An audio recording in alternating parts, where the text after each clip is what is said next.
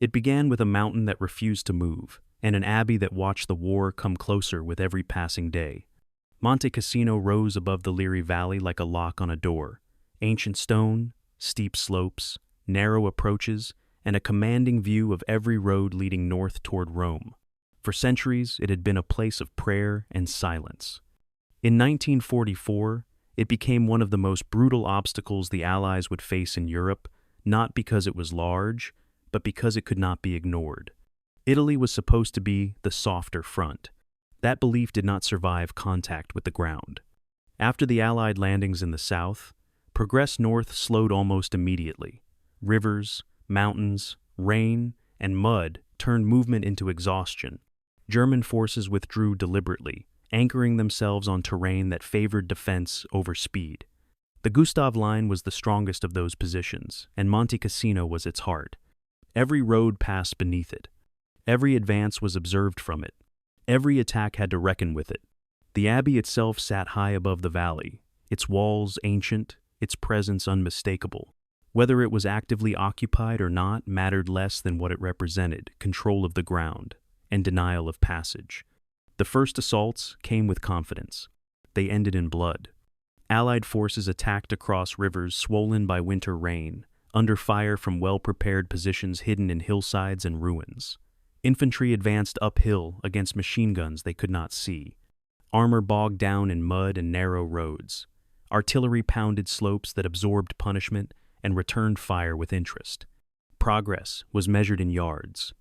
Casualties mounted quickly. Units were rotated, then returned. The ground never seemed to change hands cleanly.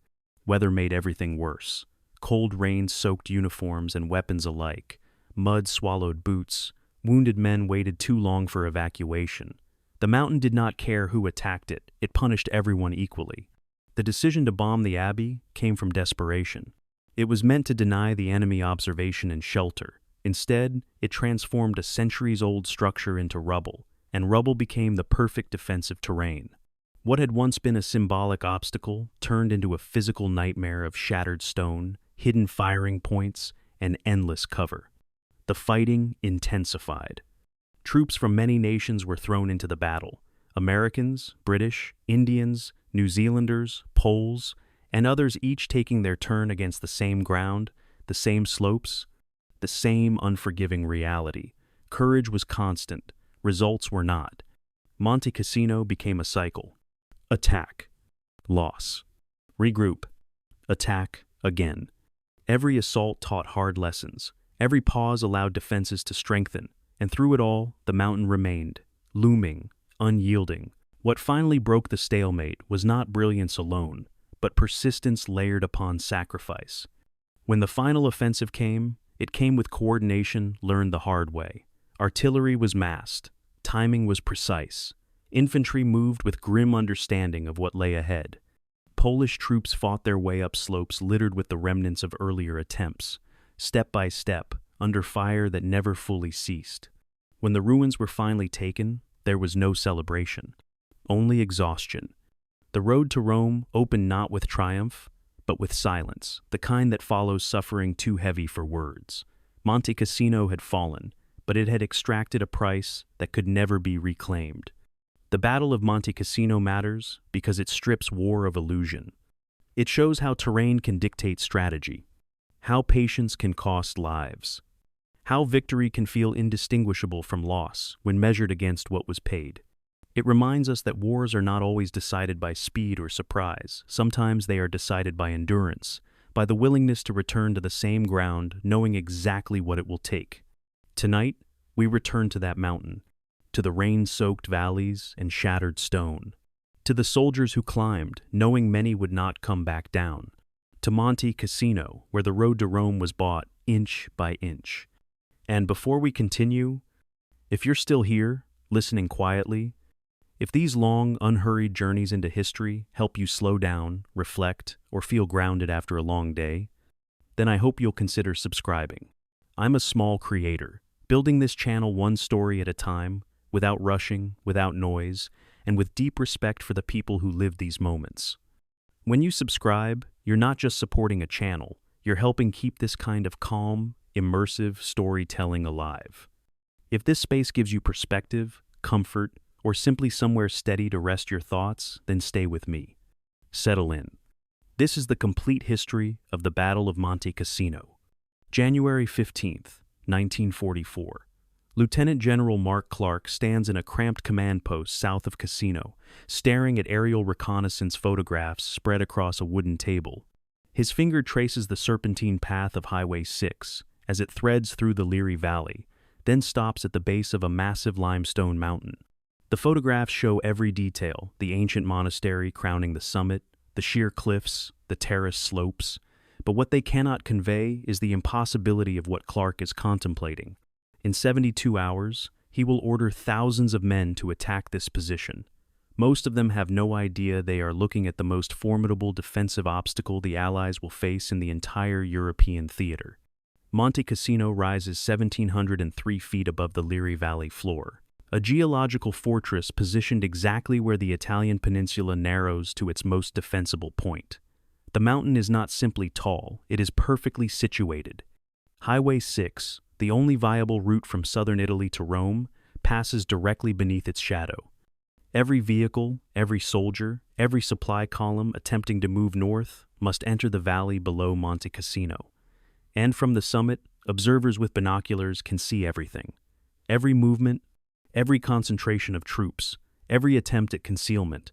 The Germans occupying the heights can direct artillery fire with surgical precision onto any target in the valley.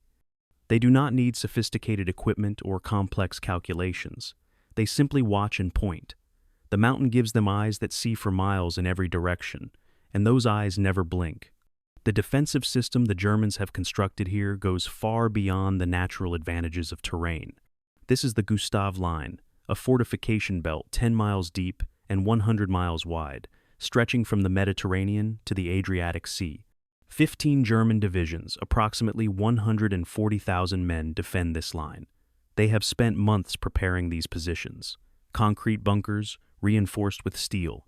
Machine gun nests positioned to create interlocking fields of fire. Minefields so dense that Allied intelligence estimates between 75,000 and 100,000 mines in the immediate Cassino sector alone. Barbed wire in multiple belts. Artillery pre-registered on every likely avenue of approach. And, behind the forward positions, secondary and tertiary defensive lines ready to absorb any breakthrough and counterattack. Field Marshal Albert Kesselring, commanding German forces in Italy, has told his subordinates that the Gustav Line must hold. Time is what Germany needs now. Every week the Allies spend battering against these defenses is a week that allows Germany to strengthen positions elsewhere. Cassino is not meant to be impregnable forever. It is meant to bleed the Allies white. What makes Monte Cassino truly formidable is not just the mountain itself, but the interlocking system of defensive positions that surround it. To the north and west, a series of ridges and peaks, 0.5, 100, 93, Monastery Hill, Hangman's Hill, create a defensive perimeter around the summit. These positions observe and protect each other. An attack on any one point can be countered with fire from 3 or 4 others. Below the mountain, the town of Cassino sprawls across the valley floor, its stone buildings and narrow streets turned into a maze of defensive strongpoints. And between the Allied positions south of town and Cassino itself flows the Rapido River, 25 to 50 feet wide, 9 to 12 feet deep, with an icy current fed by mountain snowmelt. The Germans have destroyed all bridges. They have registered every potential crossing point with artillery and mortars. They watch the river constantly. Any attempt to cross will be observed within seconds, and fire will arrive within minutes. The monastery itself, the Abbey of Monte Cassino, sits atop the summit like a crown. Founded in 529 by Saint Benedict, the father of Western monasticism, the abbey has been destroyed and rebuilt multiple times over 14 centuries. The current structure, a massive complex of churches, cloisters, libraries, and courtyards, contains some of Europe's most precious manuscripts and artwork. Benedictine monks have maintained their community here through wars, invasions, and revolutions. The thick stone walls, built to last centuries, now provide perfect observation posts. From the abbey's towers, observers can see the Mediterranean coast to the southwest and the Apennine Mountains to the northeast. They can watch Allied soldiers moving in positions 15 miles away. At night, they can spot campfires, vehicle headlights, any source of light or movement. This visibility is both blessing and curse. The Germans need these eyes. But occupying the monastery, a religious site protected under international law, would be a propaganda disaster. So they have agreed to stay outside its walls, positioning their forces in the hills and ridges surrounding the abbey. This agreement will not survive the desperation to come. Among the German forces defending Cassino, one unit stands above all others, the 1st Parachute Division, the Fallschirmjäger. These are Germany's elite airborne troops, veterans of Crete, North Africa, and the Eastern Front. 15,000 men selected for physical fitness, tactical skill, and aggressive spirit. Unlike many German units in Italy, the 1st Parachute Division is fully equipped and staffed. They are not occupation troops or second-line formations. They are assault troops, now employed in defense, which makes them doubly dangerous. They know how to attack, which means they know how to counterattack. They understand infiltration tactics, which they will use to devastating effect in the ruined buildings of Cassino Town. And they are motivated by more than duty. Many are fanatically loyal to the Nazi regime. They will not surrender easily. They will not break under fire. They will have to be killed or driven from their positions one by one.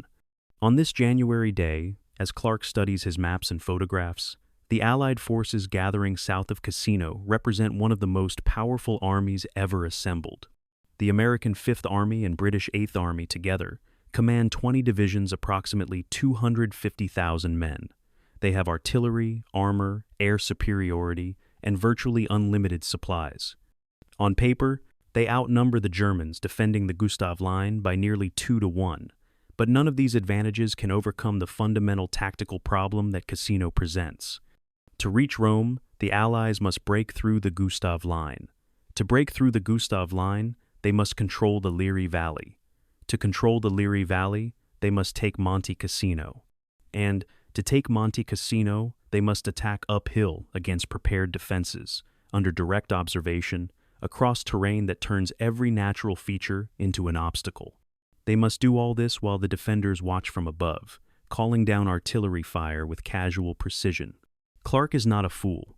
He understands the difficulty of what he is attempting, but he is also under pressure that has nothing to do with military logic. Winston Churchill has promised Joseph Stalin that the Allies will capture Rome before Operation Overlord, the invasion of France.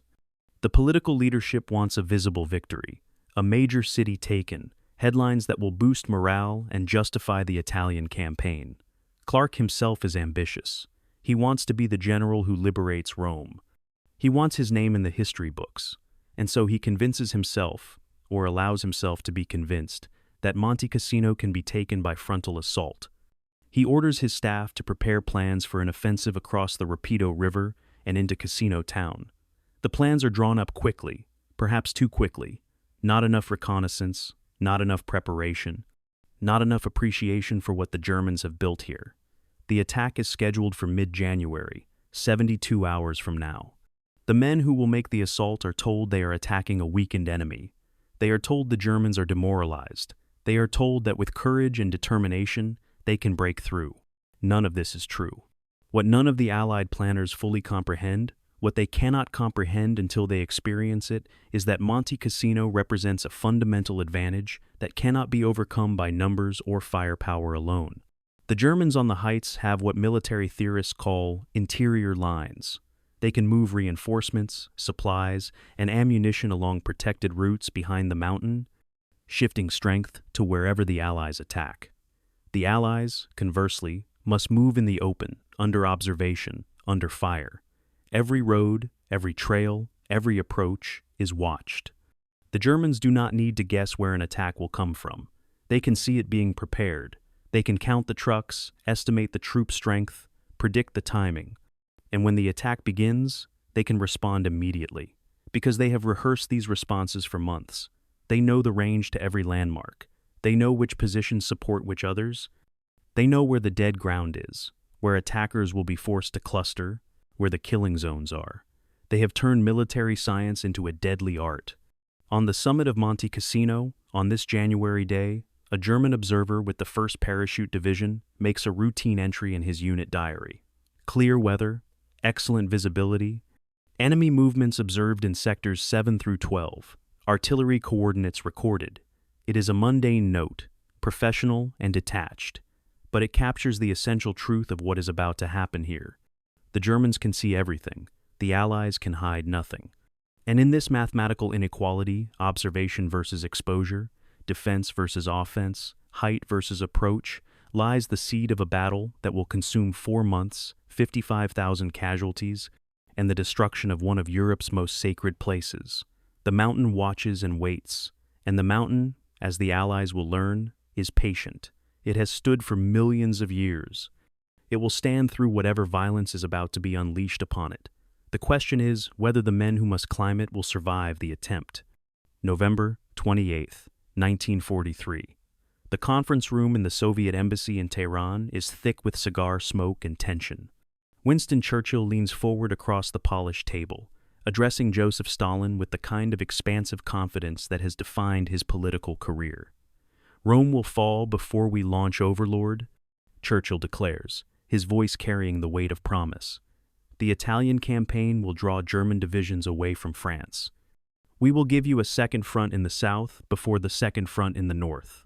Stalin, skeptical as always, watches Churchill with half-lidded eyes. The Soviet leader has heard many promises from his Western allies. He has learned to believe only in results. But Churchill's commitment has been made, witnessed by Franklin Roosevelt, recorded by secretaries, and now it becomes policy. The capture of Rome is no longer simply a military objective. It is a political imperative. The strategic situation in Italy, as autumn turns to winter in 1943, is far more complex than Churchill's confident pronouncements suggest. The Allied invasion of Sicily succeeded brilliantly. The landing at Salerno, while touch and go for several days, ultimately secured a foothold on the Italian mainland.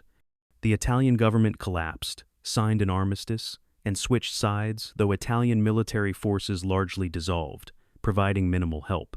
But then the advance northward stalled. The Germans, under Field Marshal Albert Kesselring, demonstrated a masterful fighting withdrawal, contesting every river, every mountain pass, every town. What was supposed to be a rapid advance to Rome became a grinding, exhausting slog through some of Europe's most difficult terrain.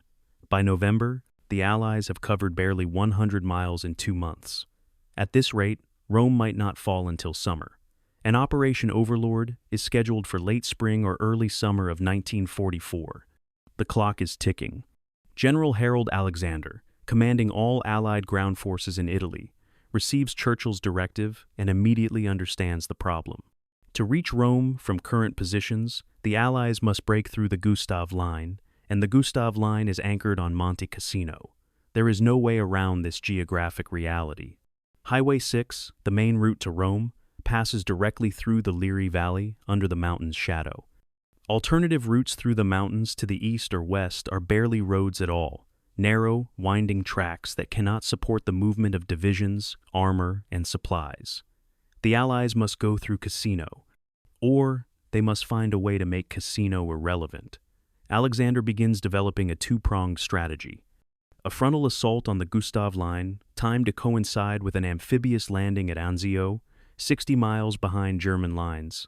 The Anzio force will threaten Rome directly, forcing the Germans to withdraw from Cassino to meet the new threat. On paper, it is elegant. In practice, it will require near-perfect coordination, aggressive execution, and considerable luck.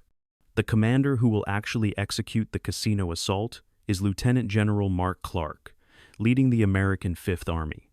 Clark is 53 years old, tall and angular, with a sharp face and sharper ambitions.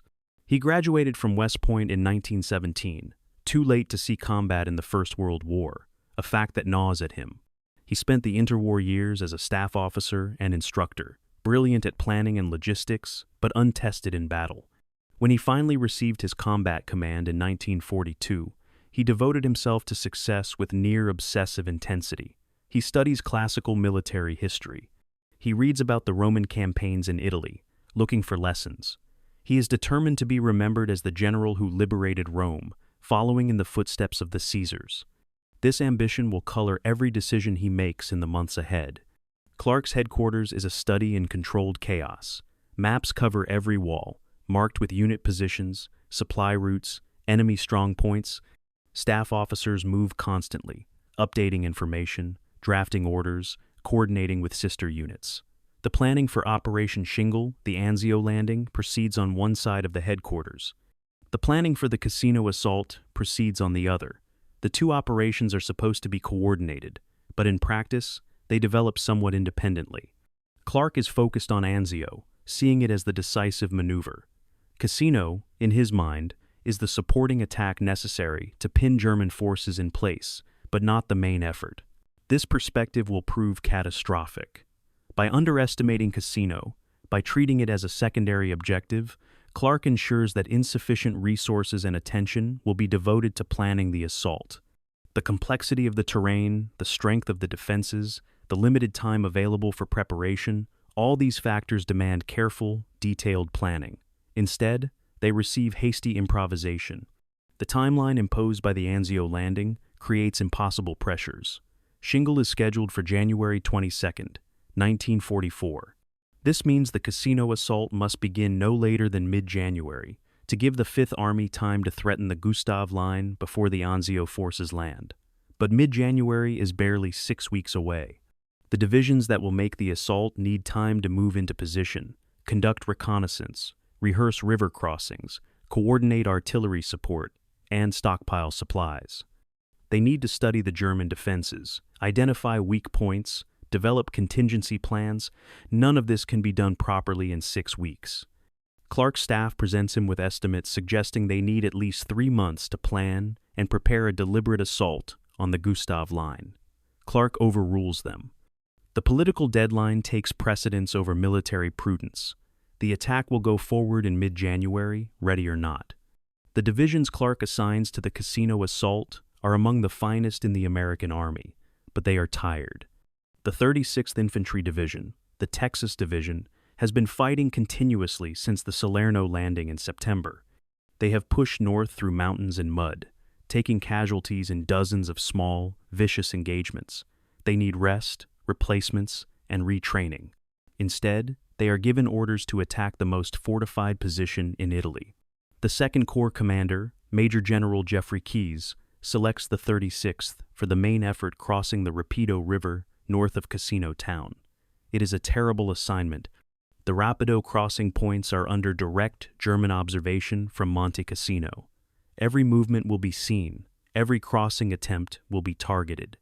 The division commander, Major General Fred Walker, examines the plan and privately records his concerns in his diary. He believes the attack will fail. He believes his men will be slaughtered. But he also believes in duty and obedience. He will execute the orders he is given. Parallel to the American planning, the British Eighth Army prepares its own assault on the eastern end of the Gustav Line. General Bernard Montgomery, the hero of El Alamein, has returned to England to help plan Overlord.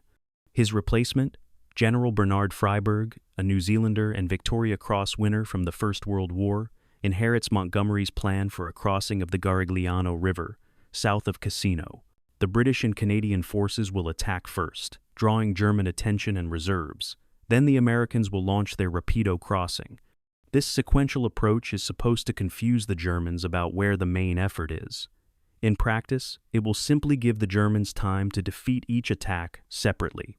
The Allies are dividing their strength, attacking in pieces, allowing Kesselring to shift his reserves from one crisis to another. This is exactly what German doctrine teaches defenders to hope for. Kesselring, watching from his headquarters north of Rome, begins to discern Allied intentions by early January. German intelligence intercepts Allied radio traffic. Reconnaissance aircraft photograph the buildup of supplies and troops near the Garigliano and Rapido rivers. Agent reports from behind Allied lines provide additional clues. Kesselring does not know the exact timing, but he knows an offensive is coming. He issues orders to strengthen the Gustav Line defenses. Additional ammunition is stockpiled in forward bunkers. Reserve battalions move closer to the line. Artillery units register their fire more precisely. By mid-January, the German positions along the Rapido River are as ready as they will ever be. The only thing the Germans do not anticipate is Anzio. Allied security for Operation Shingle holds remarkably well. Kesselring suspects something might happen on the coast, but he does not believe the Allies will attempt a major landing without more substantial diversionary attacks.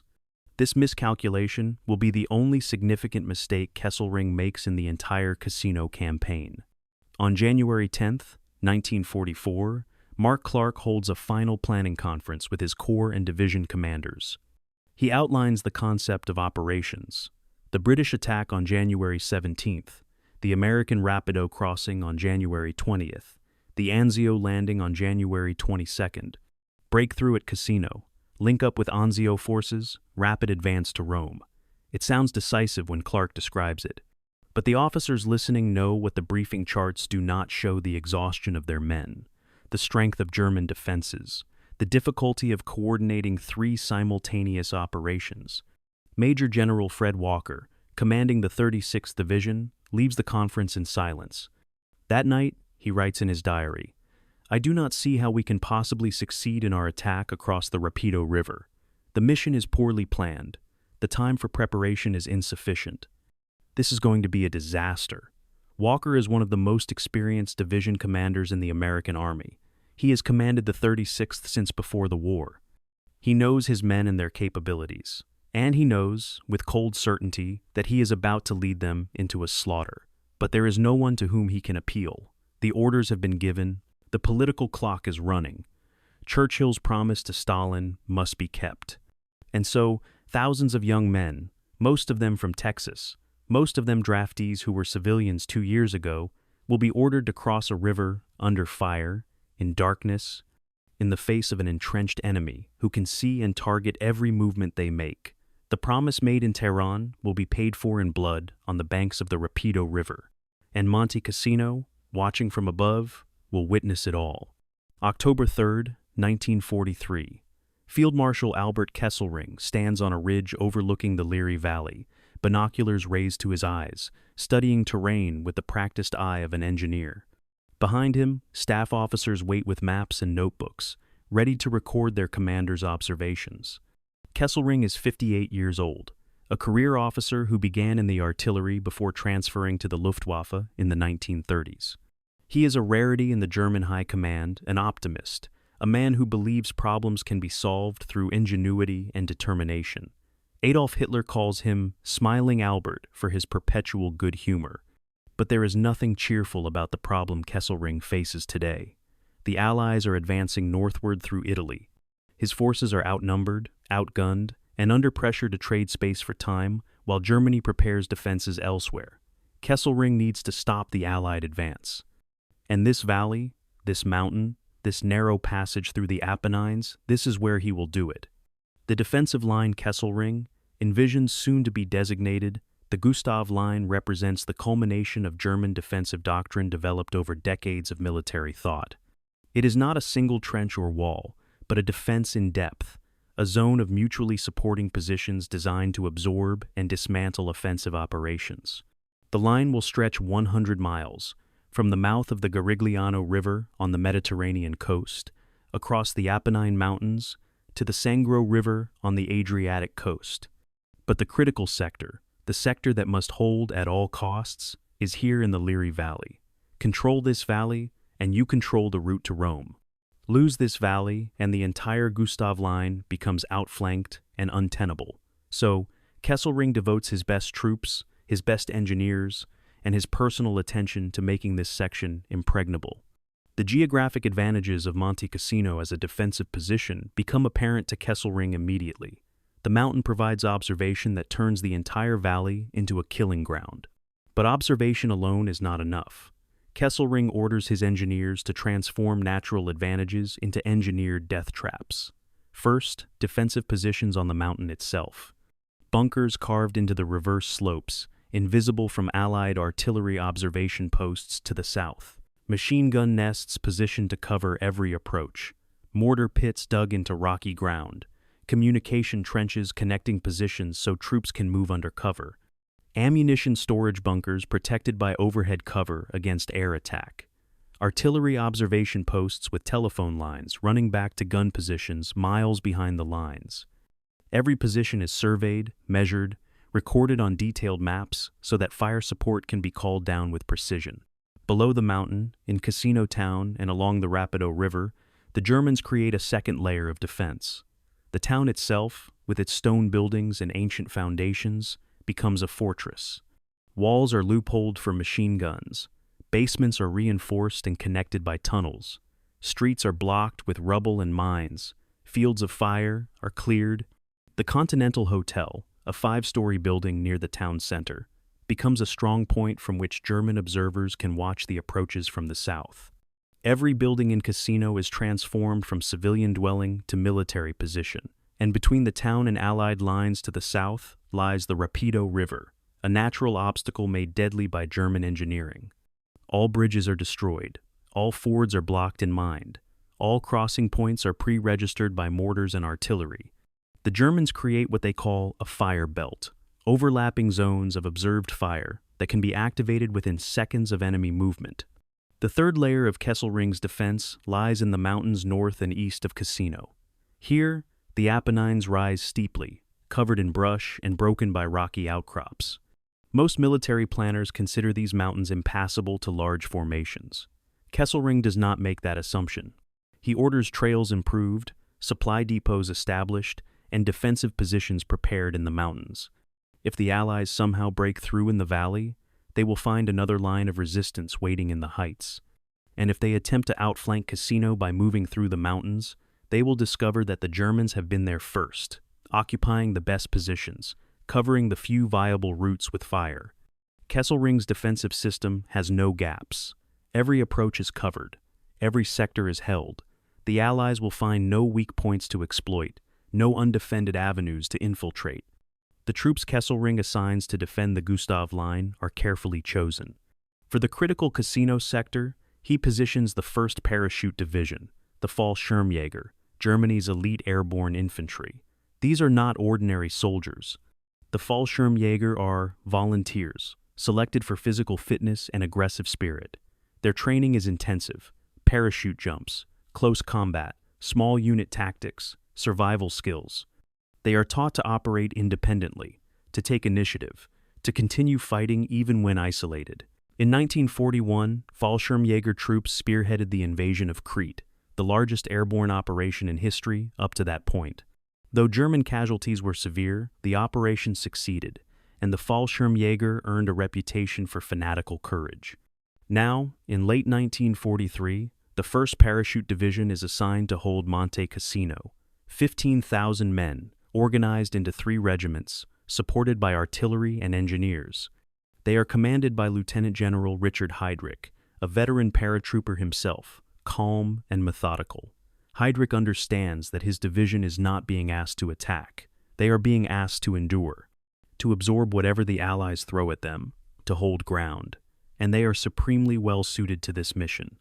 The defensive tactics Kesselring and Heydrich develop for Cassino exploit every advantage the terrain provides.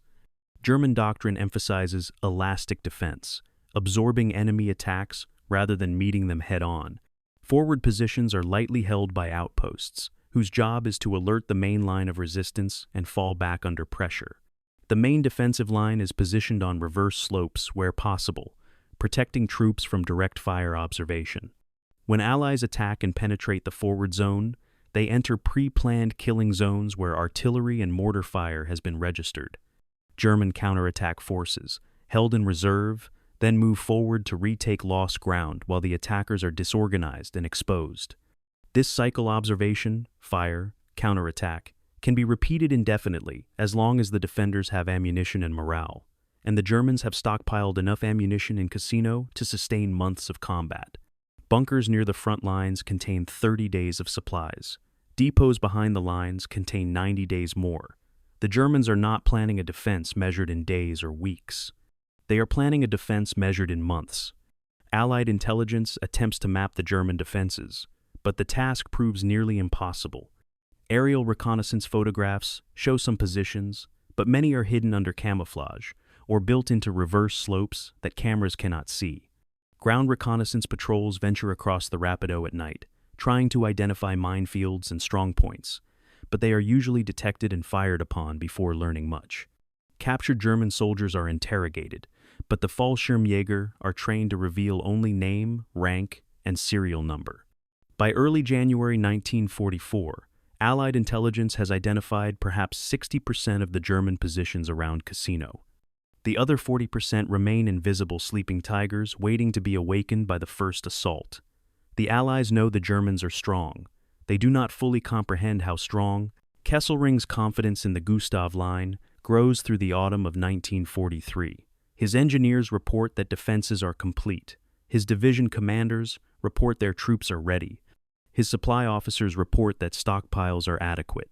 In early December, Kesselring makes a personal inspection tour of the Cassino sector, visiting bunkers and observation posts, talking to soldiers, examining fields of fire. He climbs halfway up Monte Cassino, breathing hard in the thin air, and stands looking south across the Liri Valley. From here, he can see everything.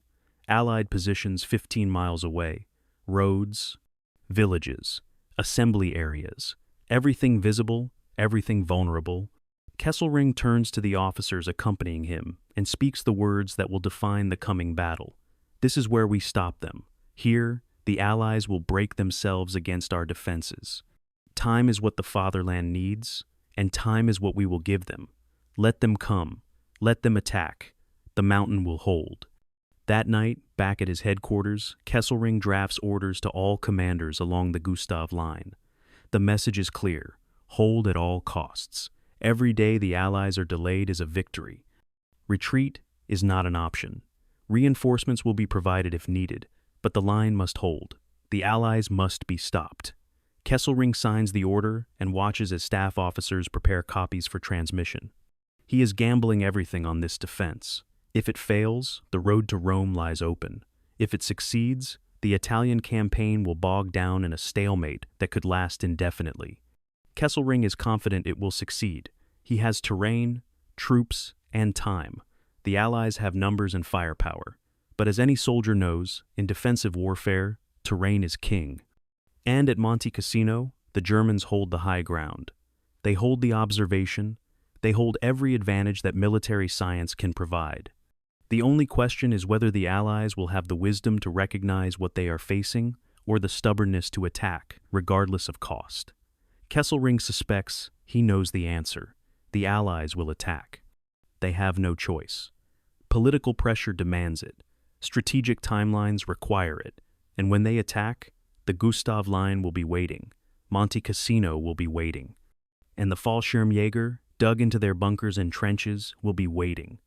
The stage is set for one of the bloodiest battles of the Second World War, and the Germans, for once, hold every card.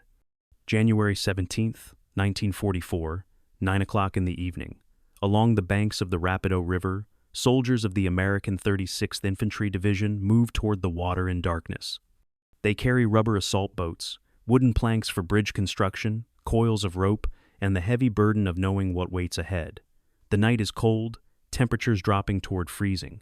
A thin mist rises from the river, offering hope of concealment. But on the slopes of Monte Cassino, 1,500 feet above, German observers watch through binoculars and infrared scopes. They can see movement, even in darkness. They wait until the Americans are committed. Boats in the water, engineers working on the banks. Then the German artillery opens fire. Flares burst overhead, turning night into artificial day. Machine guns begin their deadly chatter, and the Rapido River, which has flowed peacefully through this valley for millennia, becomes a graveyard. The plan for the Rapido crossing, conceived in the sterile calm of headquarters planning rooms, disintegrates within minutes of contact with reality.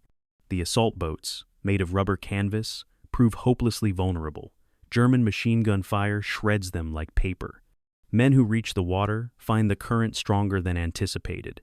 The Rapido is swollen with winter runoff. Boats capsize.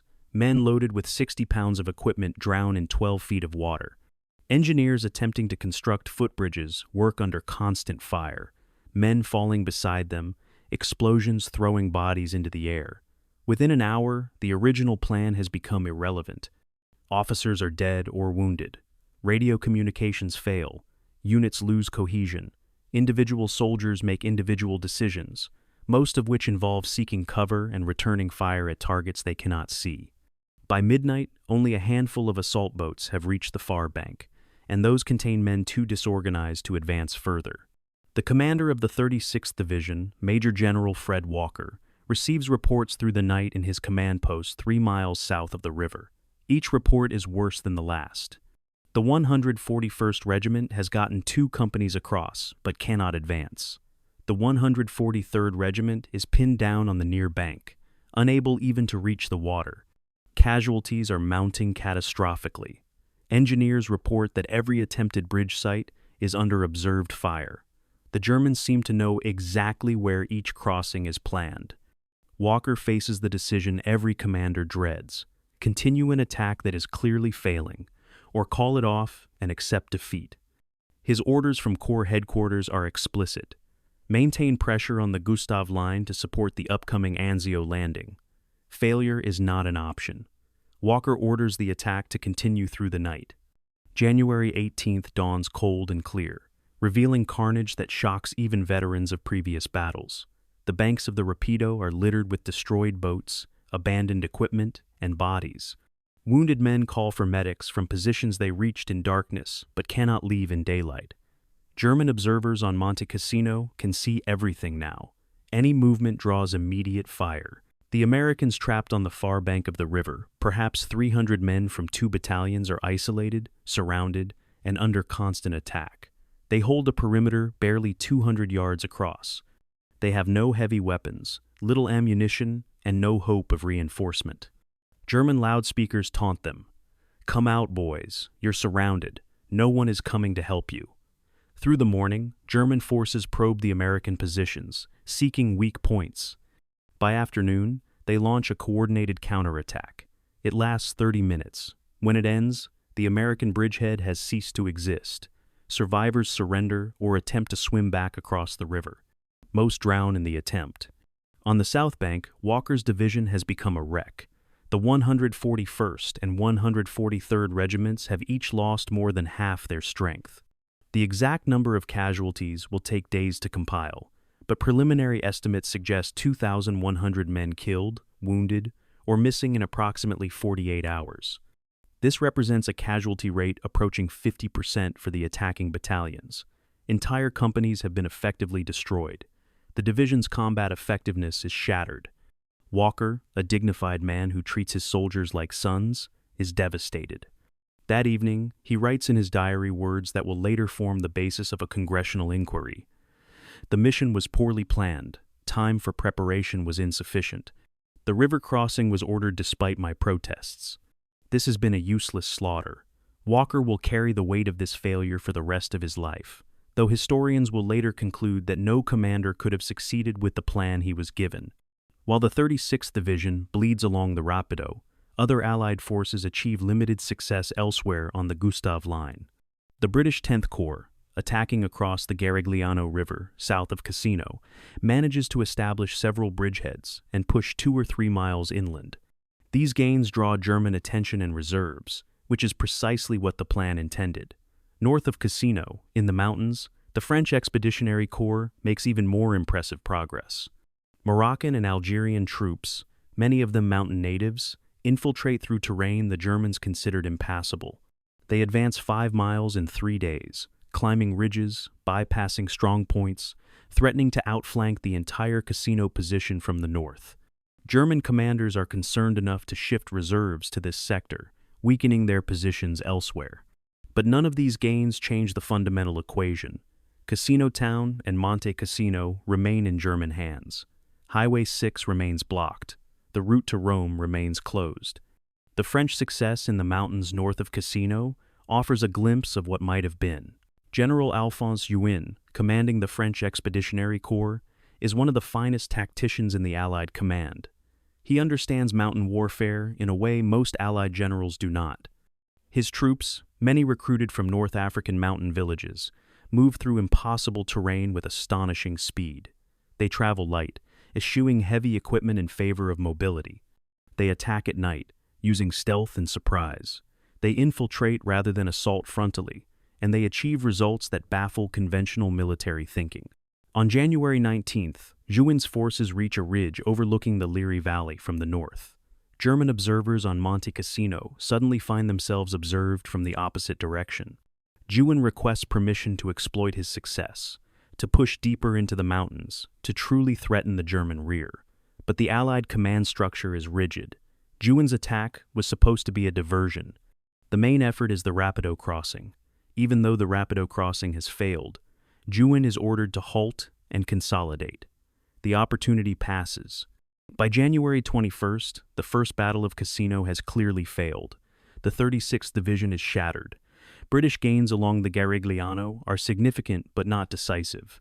French advances in the mountains are promising but unsupported, and Cassino itself, the primary objective, remains firmly in German hands. Mark Clark, under pressure to support the Anzio landing scheduled for the following day, makes a decision that will haunt him. He orders one more attack across the Rapido. The 34th Division, relatively fresh, will attempt what the 36th could not accomplish. The attack goes forward on January 24th and achieves marginally better results. Some troops reach Cassino town. Fighting becomes hand-to-hand in the ruined buildings. But again, German defenses hold. Again, casualties mount without corresponding gains. By February 1st, the 34th Division has lost 3,000 men. Cassino remains in German hands. The Anzio landing, the operation that was supposed to benefit from pressure at Cassino, unfolds into its own disaster. Allied forces land successfully on January 22nd, achieving complete surprise. But the Anzio commander, Major General John Lucas, chooses to consolidate his beachhead rather than immediately advancing inland toward Rome. This caution gives Kesselring time to react.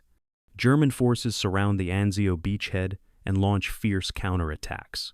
Instead of Anzio relieving pressure at Cassino, Cassino must now attack to relieve pressure at Anzio. The entire strategic concept has inverted. The supporting attack has become the main effort, and the main effort, the breakthrough at Cassino that was supposed to link up with Anzio, has failed completely. In the aftermath of the First Battle of Cassino, Allied commanders conduct brutal self-assessments. What went wrong? Everything. The plan underestimated German strength. The Rapido River was more formidable than reconnaissance suggested. German observation from Monte Cassino was more effective than anticipated. Allied artillery support was insufficient to suppress German positions. Coordination between units broke down under fire. Communications failed at critical moments. The timeline was too rushed. Preparation was inadequate. In short, every assumption that underpinned the operation proved incorrect. Mark Clark, facing criticism from subordinates and pressure from superiors, begins planning a second assault. This time, he promises, things will be different. More troops, more planning, more firepower. The 36th Division is withdrawn from the line, too shattered to continue. New Zealand and Indian divisions move forward to replace American units. And on Monte Cassino, German observers watch these movements with professional interest. The Fallschirmjäger have won the first round decisively. They have killed thousands of Allied soldiers while suffering relatively light casualties themselves. They have held every position assigned to them. They have validated Kesselring's defensive concept. And now they prepare to do it all again. The mountain has drunk its first portion of blood, but the mountain is still thirsty. And the Allies, despite catastrophic losses, are not finished.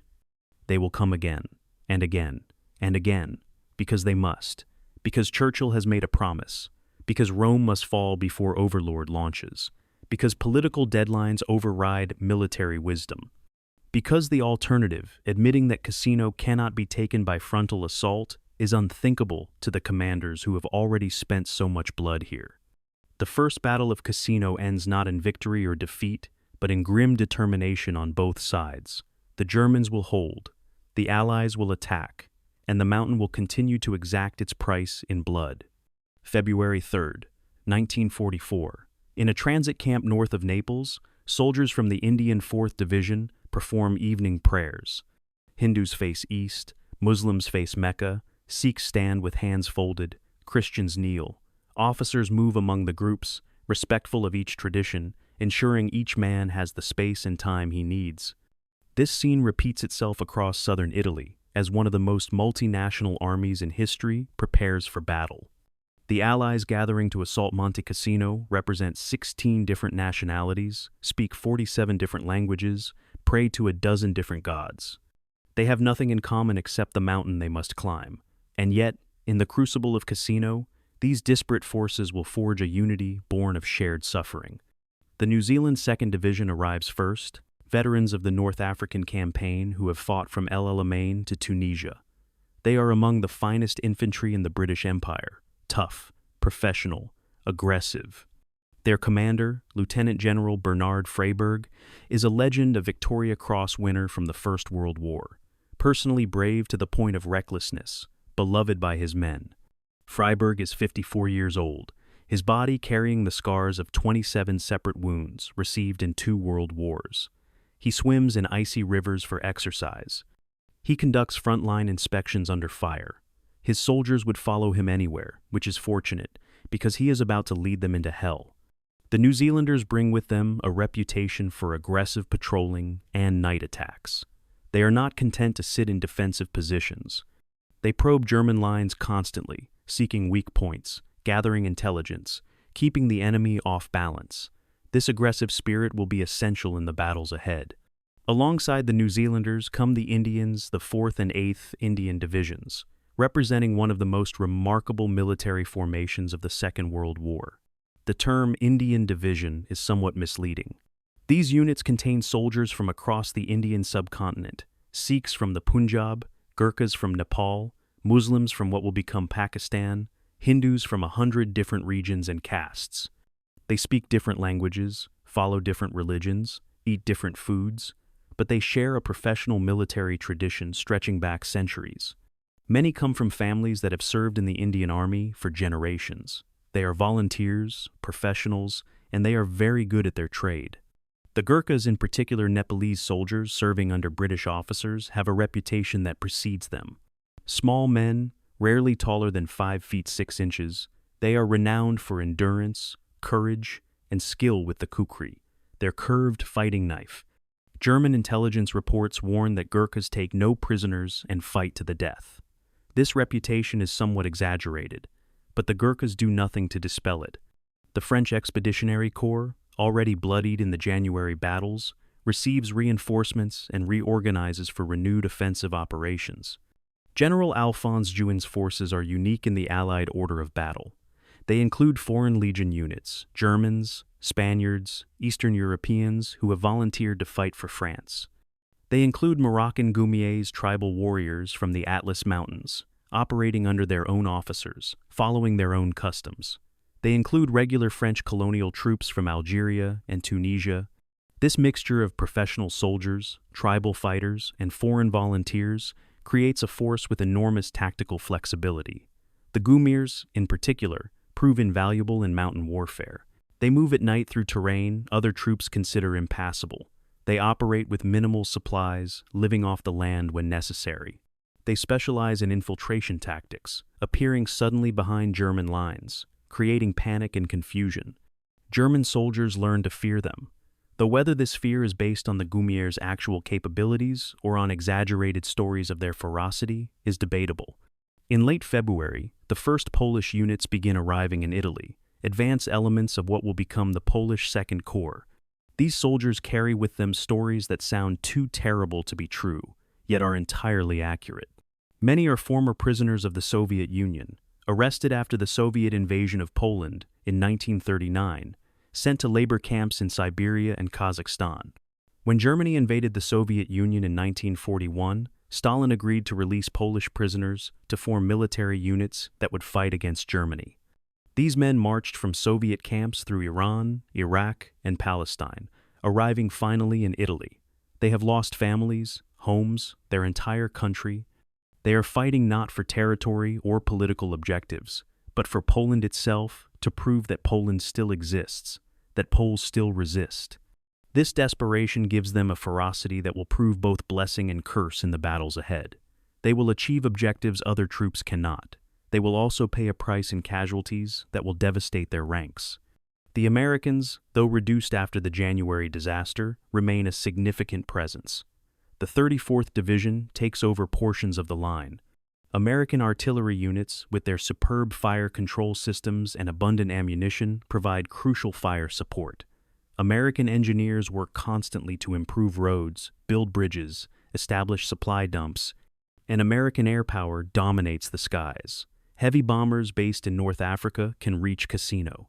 Medium bombers and fighter bombers operate from airfields in southern Italy. The Allies have overwhelming air superiority, which they will use with increasing intensity as the campaign progresses. German soldiers at Cassino learn to move only at night or in bad weather, when Allied aircraft cannot operate. Daylight movement invites immediate air attack. The challenges of coordinating this multinational force are enormous. Language barriers complicate even simple communications. An American forward observer trying to call artillery fire missions must work through interpreters if he is supporting Indian infantry. British and American forces use different radio frequencies and different map coordinates. The French use metric measurements while the British use imperial units. Artillery shells are measured in millimeters by some nations, inches by others. Supply systems are incompatible. British trucks use different fuel from American trucks. Indian divisions require different rations than European divisions. Medical systems must accommodate different standards and practices. Even something as simple as rank insignia varies from nation to nation, creating confusion about who is in command in mixed formations.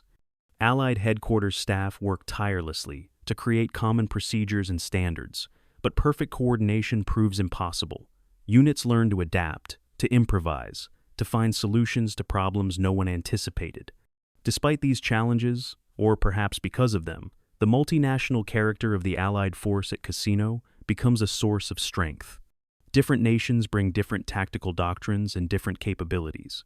The French excel in mountain warfare. The Gurkhas master close-quarters night combat. The New Zealanders bring superb staff work and coordination. The Poles bring desperate courage. The Americans bring firepower and logistics. The British bring experience and steady professionalism. No single national force could have taken Cassino, but together, drawing on each nation's strengths, compensating for each nation's weaknesses, the Allies create a force capable of eventually breaking through German defenses. It will take months. It will cost tens of thousands of casualties. But the diversity that creates so many headaches in planning will ultimately prove essential in execution. In early February, as these forces gather and prepare, the soldiers themselves begin to interact across national boundaries. Sikh troops share meals with New Zealand infantry. French officers exchange tactical ideas with Indian commanders. Polish soldiers teach British troops Polish drinking songs. These personal connections create bonds that formal command structures cannot. Soldiers learn that despite different languages and customs, they share common experiences: fear, exhaustion, loss, dark humor, the peculiar camaraderie of men facing death together. In rest areas behind the lines, impromptu sports matches break out, Indians playing cricket against New Zealanders, Americans teaching French troops baseball, everyone playing soccer. These moments of normalcy become precious memories in a campaign characterized by almost unimaginable violence. The German defenders watch this multinational buildup with professional interest and growing concern. German intelligence identifies each new unit as it arrives, plots its positions on maps, assesses its capabilities. The Germans note the French strength in the mountains. They worry about the Gurkhas' reputation for night fighting. They respect the New Zealanders' professionalism. They see the Poles as desperate and therefore dangerous, and they recognize that facing this diverse force presents unique challenges. Different units use different tactics. Lessons learned fighting Americans in January may not apply when fighting Indians in February or Poles in May. The Germans must constantly adapt, constantly reassess. And while German defenses remain strong, the defenders themselves are growing weary. The Fallschirmjäger have been in the line since October. They need rest and replacements, but there is no rest at Cassino. There is only the next attack, and the one after that. By mid-February, as the Second Battle of Cassino approaches, the stage is set for a truly global confrontation.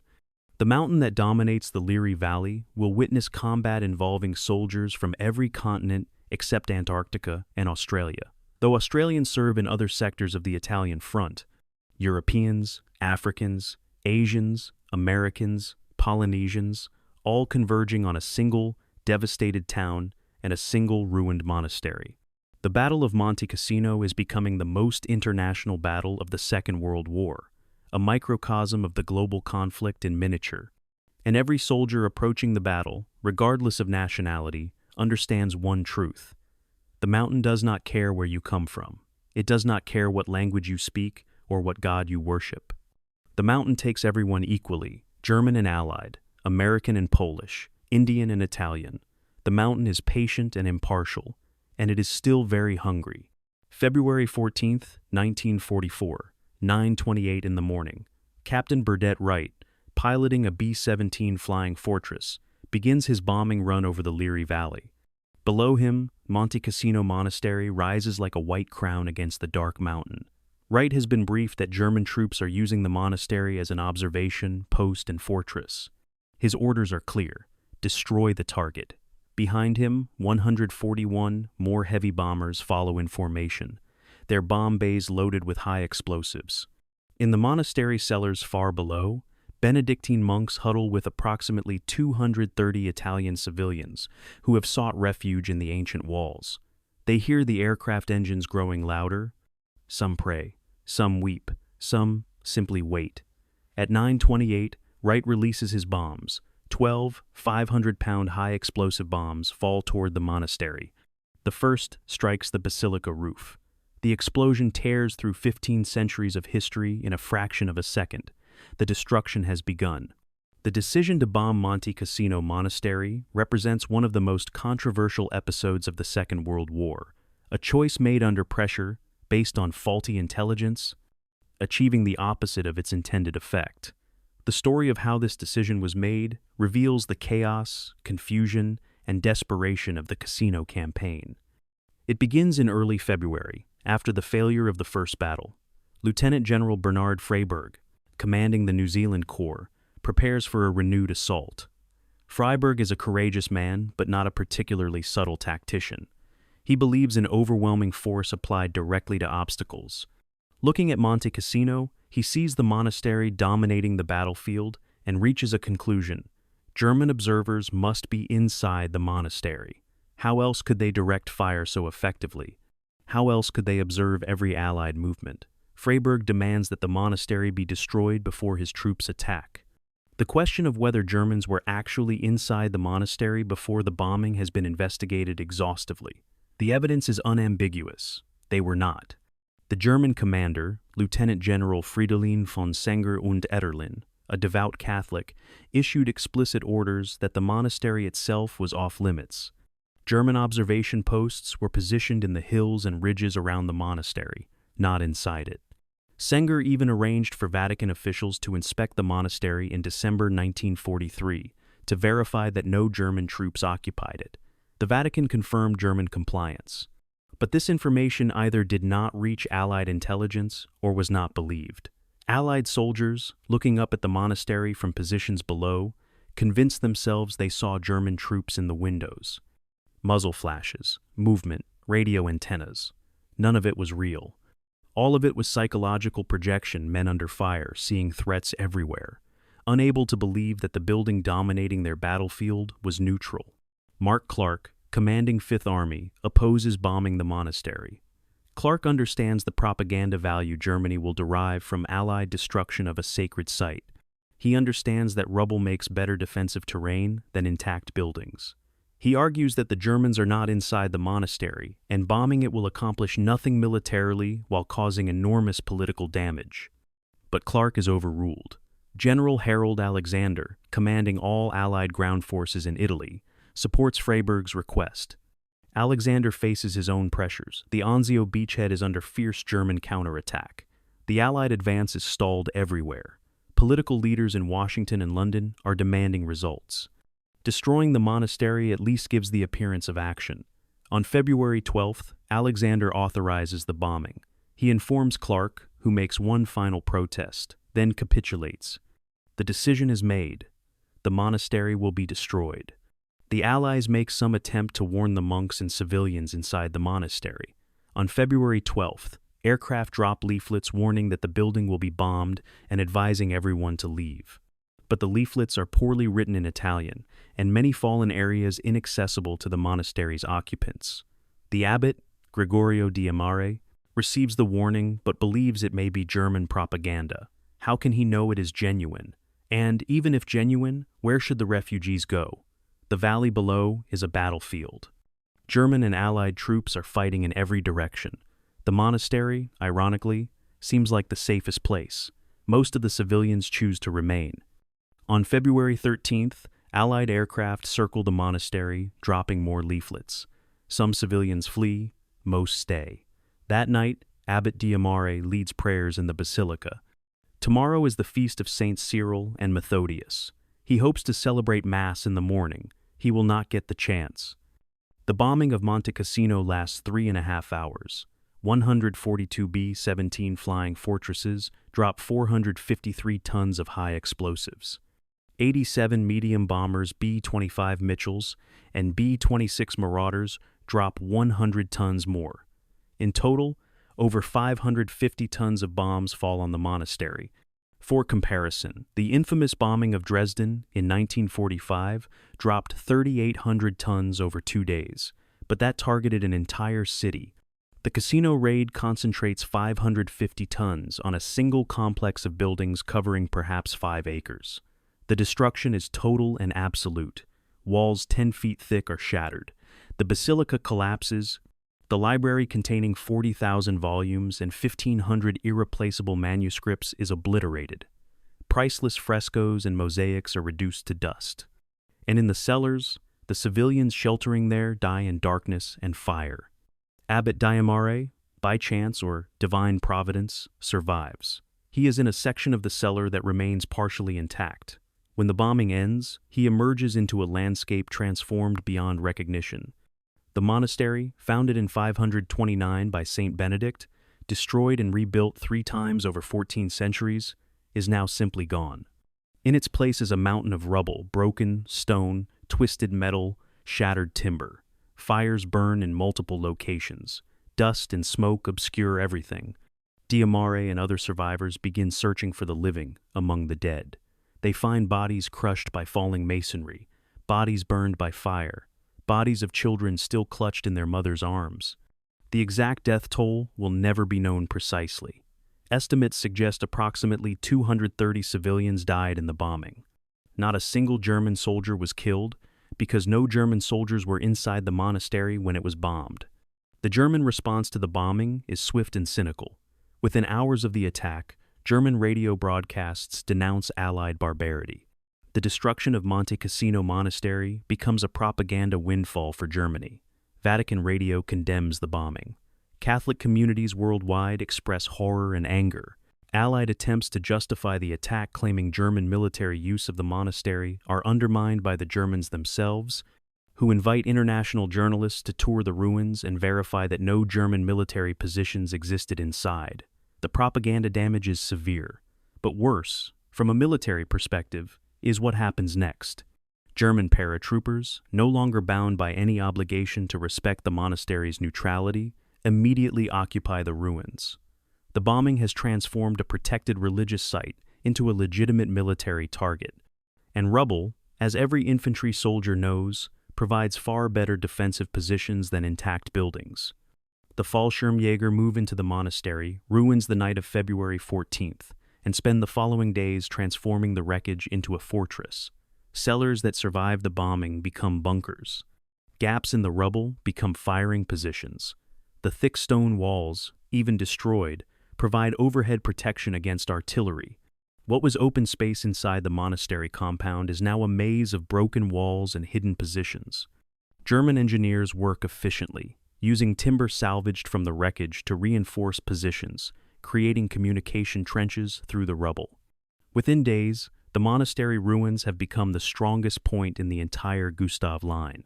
Allied artillery, which might have damaged intact buildings, is nearly useless against rubble that has already been pulverized. The bombing has achieved the opposite of its intention. It has made the German position stronger. Lieutenant General Fridolin von Senger und Etterlin, the German corps commander responsible for the casino sector, later writes in his memoirs about the bombing with barely concealed satisfaction. He had protected the monastery for months, respecting its historical and religious significance. The Allies destroyed it, and then German troops occupied the ruins with clear conscience. After all, the Allies themselves had made it a battlefield. Senger is a complex figure, an intellectual, a Rhodes Scholar, a practicing Catholic who opposes much of Nazi ideology but serves Germany faithfully. The destruction of the monastery disturbs him on a personal level. But on a military level, he recognizes the advantage it provides. The monastery ruins will hold against every assault for the next 3 months. Bernard Freyberg, who demanded the bombing, launches his assault the day after the monastery's destruction. The Second Battle of Cassino begins on February 15th, with New Zealand and Indian troops attacking from multiple directions. They expect German defenders to be stunned, disorganized, perhaps even broken by the massive bombing. Instead, they find Germans fully alert, positions intact, fire discipline perfect. The bombing has accomplished nothing. The monastery ruins, occupied now by Fallschirmjäger, are, if anything, more formidable than before. The attack bogs down immediately. Fighting in Cassino Town becomes a street-by-street, building-by-building horror. Indian troops attacking up Monastery Hill run into German positions hidden in the rubble. New Zealanders advancing through town encounter German paratroopers fighting from prepared positions in cellars and ruins. The second battle will rage for a week before exhausting itself in mutual bloodletting that achieves nothing. The bombing of Monte Cassino Monastery stands as a cautionary tale about decisions made under pressure, based on incomplete intelligence, in pursuit of psychological advantage rather than military necessity. It accomplished none of its intended goals. It did not kill German troops, it did not demoralize German defenders, it did not make Allied attacks more successful. Instead, it provided Germany with a propaganda victory, alienated Catholic opinion worldwide, and gave German troops better defensive positions than they had before. Mark Clark's initial opposition proved correct. The monastery should have been left standing. But by mid-February 1944, Allied commanders at Cassino are desperate for anything that might break the stalemate. Desperate men make desperate decisions. And at Cassino, desperation is becoming the dominant emotion on both sides. The mountain has claimed its first famous victim, not a soldier, not a general, but a building. 15 centuries of history reduced to rubble in 3.5 hours. And the battle for Monte Cassino, far from ending, is only beginning. The monastery is destroyed, but the mountain endures. And the killing continues. February 15th, 1944, 7 o'clock in the evening, Lieutenant E. W. M. Williams of the 2nd Battalion, 6th Rajputana Rifles, leads his company through the darkness toward Monastery Hill. Behind him, 60 Indian soldiers move silently, their faces darkened with burnt cork, weapons wrapped in cloth to prevent metallic sounds. They have been briefed on the day's bombing, told that German positions should be destroyed, that resistance will be minimal. Williams does not believe this. He has been fighting Germans since North Africa. He knows they do not break easily. As his company approaches the first objective, a ridge called Point 445, German machine guns open fire from positions the bombing supposedly destroyed. Tracers cut through the darkness. Men fall without making a sound. Williams realizes with sick certainty that nothing has changed. The Germans are still here, still strong, still ready. The Second Battle of Cassino has begun, and it will be worse than anything that came before. The plan for the second battle attempts to learn from January's failures. Instead of attacking across the Rapido River, Allied forces will attack through Cassino Town itself, fighting street by street toward the monastery. The New Zealand 2nd Division will clear the town, while the 4th Indian Division attacks up the slopes of Monastery Hill. The two forces will link up at the monastery ruins, breaking the German defensive system. Air support will be massive, not just the strategic bombers that destroyed the monastery, but medium bombers, fighter bombers, and artillery in unprecedented concentrations. General Freyberg believes that sufficient firepower can reduce any defensive position. He is about to discover that Cassino is not any defensive position. Cassino Town in mid-February 1944 is already partially destroyed from January's fighting. But what buildings remain standing are solid stone construction, thick walls, deep cellars. The Germans have transformed every structure into a strong point. Walls are loopholed for machine guns. Stairways are barricaded. Cellars are connected by tunnels blasted through foundations. Fields of fire are cleared by demolishing intervening structures. Mines and booby traps are everywhere. And the Germans defending the town are Fallschirmjäger, Germany's finest infantry. They have been training for this kind of combat since before the war, fighting in built-up areas, house-to-house combat, urban warfare tactics. The New Zealanders attacking into Cassino are superb soldiers, but they are learning urban combat on the job. The Germans have been preparing for it their entire military careers. The Continental Hotel becomes the focal point of fighting in the town. This 5-story building near the town center provides observation over surrounding streets and approach routes. The Germans have reinforced it extensively: sandbags, concrete, steel beams to support upper floors against artillery fire. Machine guns cover every approach. The New Zealand 25th Battalion attacks the hotel on February 16th. They reach the ground floor after fierce fighting. Then they discover that capturing a floor does not mean holding it. German troops in the upper floors drop grenades down stairwells. They fire through floors. They counterattack from the cellars, using tunnels the New Zealanders did not know existed. The battle for the Continental Hotel continues for 72 hours. The building changes hands 3 times. When it finally falls to New Zealand control on February 19th, 24 New Zealand soldiers are dead and the building itself is a shattered wreck. And the Germans still hold the buildings on either side, still dominate the surrounding streets. On Monastery Hill, the 4th Indian Division fights a different kind of battle. Here, terrain is the enemy as much as German troops. The slopes are steep 45 degrees in many places. Rocky ground prevents digging proper trenches. Vegetation is sparse, offering no concealment from observation. Every meter of advance is gained by small unit assaults, 1 platoon, 1 squad, sometimes 1 man at a time. The Indians attack at night to avoid German observation from higher positions. They climb in silence, carrying weapons and ammunition up slopes that exhaust even the toughest soldiers. And when they reach German positions, the fighting is at point-blank range. Grenades, bayonets, rifle butts, the kind of combat that leaves no room for hesitation or mercy. The Gurkhas Nepalese troops serving in the Indian Army particularly distinguish themselves in the fighting on Monastery Hill. Small, wiry men who grew up in Himalayan villages. They are natural mountaineers. They climb cliffs New Zealand or British troops consider impassable. They infiltrate German positions under cover of darkness, killing sentries with their kukris curved fighting knives that are both tool and weapon. German soldiers captured after Gurkha attacks describe them with fear bordering on terror. One Fallschirmjäger, interrogated by Allied intelligence, states, "We can fight the British. We can fight the Americans. But the Gurkhas are not human. They appear from nowhere. They kill without sound. They cannot be stopped." This reputation, like most combat legends, is somewhat exaggerated. The Gurkhas are simply very good infantry, well-trained, and highly motivated. But the psychological impact of their reputation is real and valuable. Hangman's Hill Point 435 becomes another focal point of savage fighting. This rocky outcrop dominates the approaches to Monastery Hill. Whoever controls Hangman's Hill can observe and fire on forces below. The 4th Indian Division attacks it repeatedly through the 3rd week of February. They gain the crest, then are driven back by German counterattacks. They attack again. The pattern repeats itself with nightmarish regularity. German and Indian dead pile up on the slopes. Wounded men calling for help cannot be reached. Approaching them means exposing yourself to machine gun fire. Some wounded soldiers lie in no man's land for days before dying of exposure and dehydration.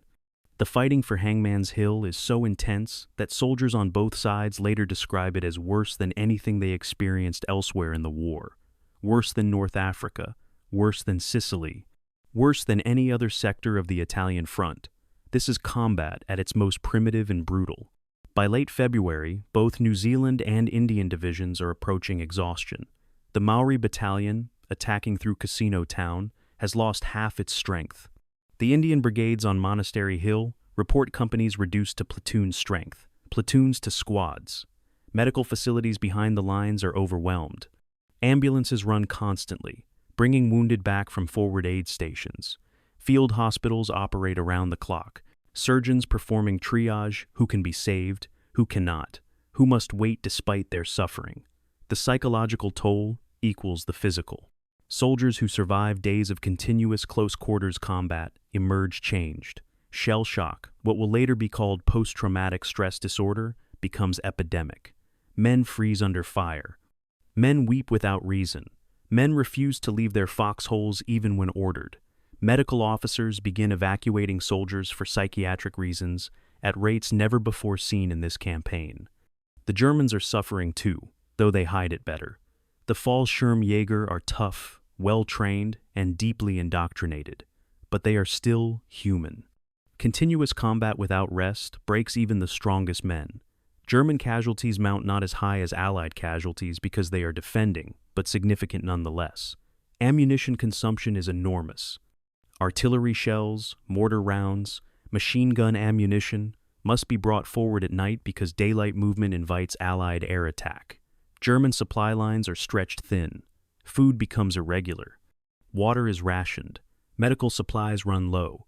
Some German positions in forward areas are isolated for days, supplied only by night patrols, crawling through Allied positions with backpacks full of ammunition and rations. Weather adds to everyone's misery. February in the Italian mountains is cold and wet. Rain falls almost daily, turning unpaved roads to mud. Soldiers live in waterlogged holes. Trench foot becomes endemic. Simple tasks like reloading a rifle become difficult with hands numbed by cold. Hot food is a luxury. Fires draw artillery, so soldiers eat cold rations. Sleep is impossible for more than a few minutes at a time. The frontline troops on both sides exist in a state of continuous exhaustion, their bodies running on adrenaline and training because there is nothing else left. On March 15th, Freiburg makes one final attempt to break through. A massive bombing raid, 500 aircraft, drops 7,500 bombs and artillery fires, 195,000 shells in less than 4 hours. The bombardment is supposed to pulverize German defenses, allowing New Zealand and Indian troops to walk through devastated positions. Instead, the bombardment creates rubble that provides even better defensive terrain than before. Streets are blocked by bomb craters and collapsed buildings. Movement becomes channeled into predictable routes that German machine gunners cover with murderous precision. The attack gains perhaps 200 yards before stalling completely. By evening, Freiburg concedes what has been obvious for days. The Second Battle of Cassino has failed. The statistics of the Second Battle tell a story of industrial-scale violence. New Zealand's 2nd Division casualties, 1,600 killed, wounded, and missing in 3 weeks. 4th Indian Division casualties, approximately 3,000. German casualties are harder to establish precisely, but estimates suggest 2,000 killed and wounded. Cassino Town is now completely destroyed. Not a single building remains intact. The monastery ruins have been bombed again, shelled continuously, yet German troops still hold them. The strategic situation is unchanged. The Gustav Line remains unbroken. Highway 6 remains blocked. Rome remains out of reach, and both sides are exhausted, shattered, unable to continue. A lull settles over Cassino, not peace, but simply the mutual inability to sustain offensive operations. Soldiers on both sides dig in, improve positions, wait for relief or death or whatever comes next. The mountain watches, the mountain endures, and the mountain counts its victims with the patience of geological time. March 25th, 1944, Allied Force Headquarters, Caserta, Italy. General Harold Alexander sits at a conference table with his corps and division commanders, studying casualty reports and operational summaries from the Second Battle of Cassino. The numbers are damning. 21,000 Allied casualties in 2 battles, 3 German divisions estimated at 70% strength. The Gustav Line intact, Rome no closer. Alexander is a gentleman, a product of Britain's aristocratic officer class, not given to displays of emotion, but his carefully controlled voice carries an edge when he speaks. Gentlemen, we cannot continue attacking like this. We are not breaking through. We are breaking ourselves. The admission hangs in the air like smoke. For the first time since landing in Italy, the Allies acknowledge that their offensive strategy has failed. What comes next is a silence that feels like defeat, though Alexander will not use that word. Instead, he uses a different word: pause. The decision to halt offensive operations at Cassino is both military necessity and political risk. Militarily, the Allied forces are combat ineffective. Divisions that attacked in February and March have lost half their infantry strength. The survivors are exhausted physically and psychologically. Units need rest, replacements, reorganization. Equipment needs maintenance: tanks, trucks, artillery pieces worn out by continuous operations. Supply stockpiles need replenishment. Even if commanders wanted to attack immediately, the tools of war are simply not ready. But politically, halting the offensive feels like admitting defeat. Winston Churchill is demanding progress toward Rome.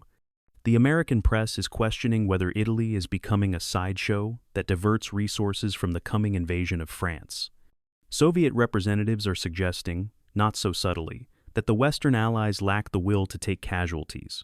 Stopping the offensive provides ammunition to critics. Yet Alexander has no choice. Better to pause, regroup, and plan properly than to continue throwing divisions into Cassino's meat grinder. The planning for what will become Operation Diadem, the third Battle of Cassino, begins immediately after the second battle ends. This time, Alexander and his staff approach the problem systematically. Every previous failure is studied. What worked? What failed? Why? A clear picture emerges. Frontal assaults against prepared positions fail.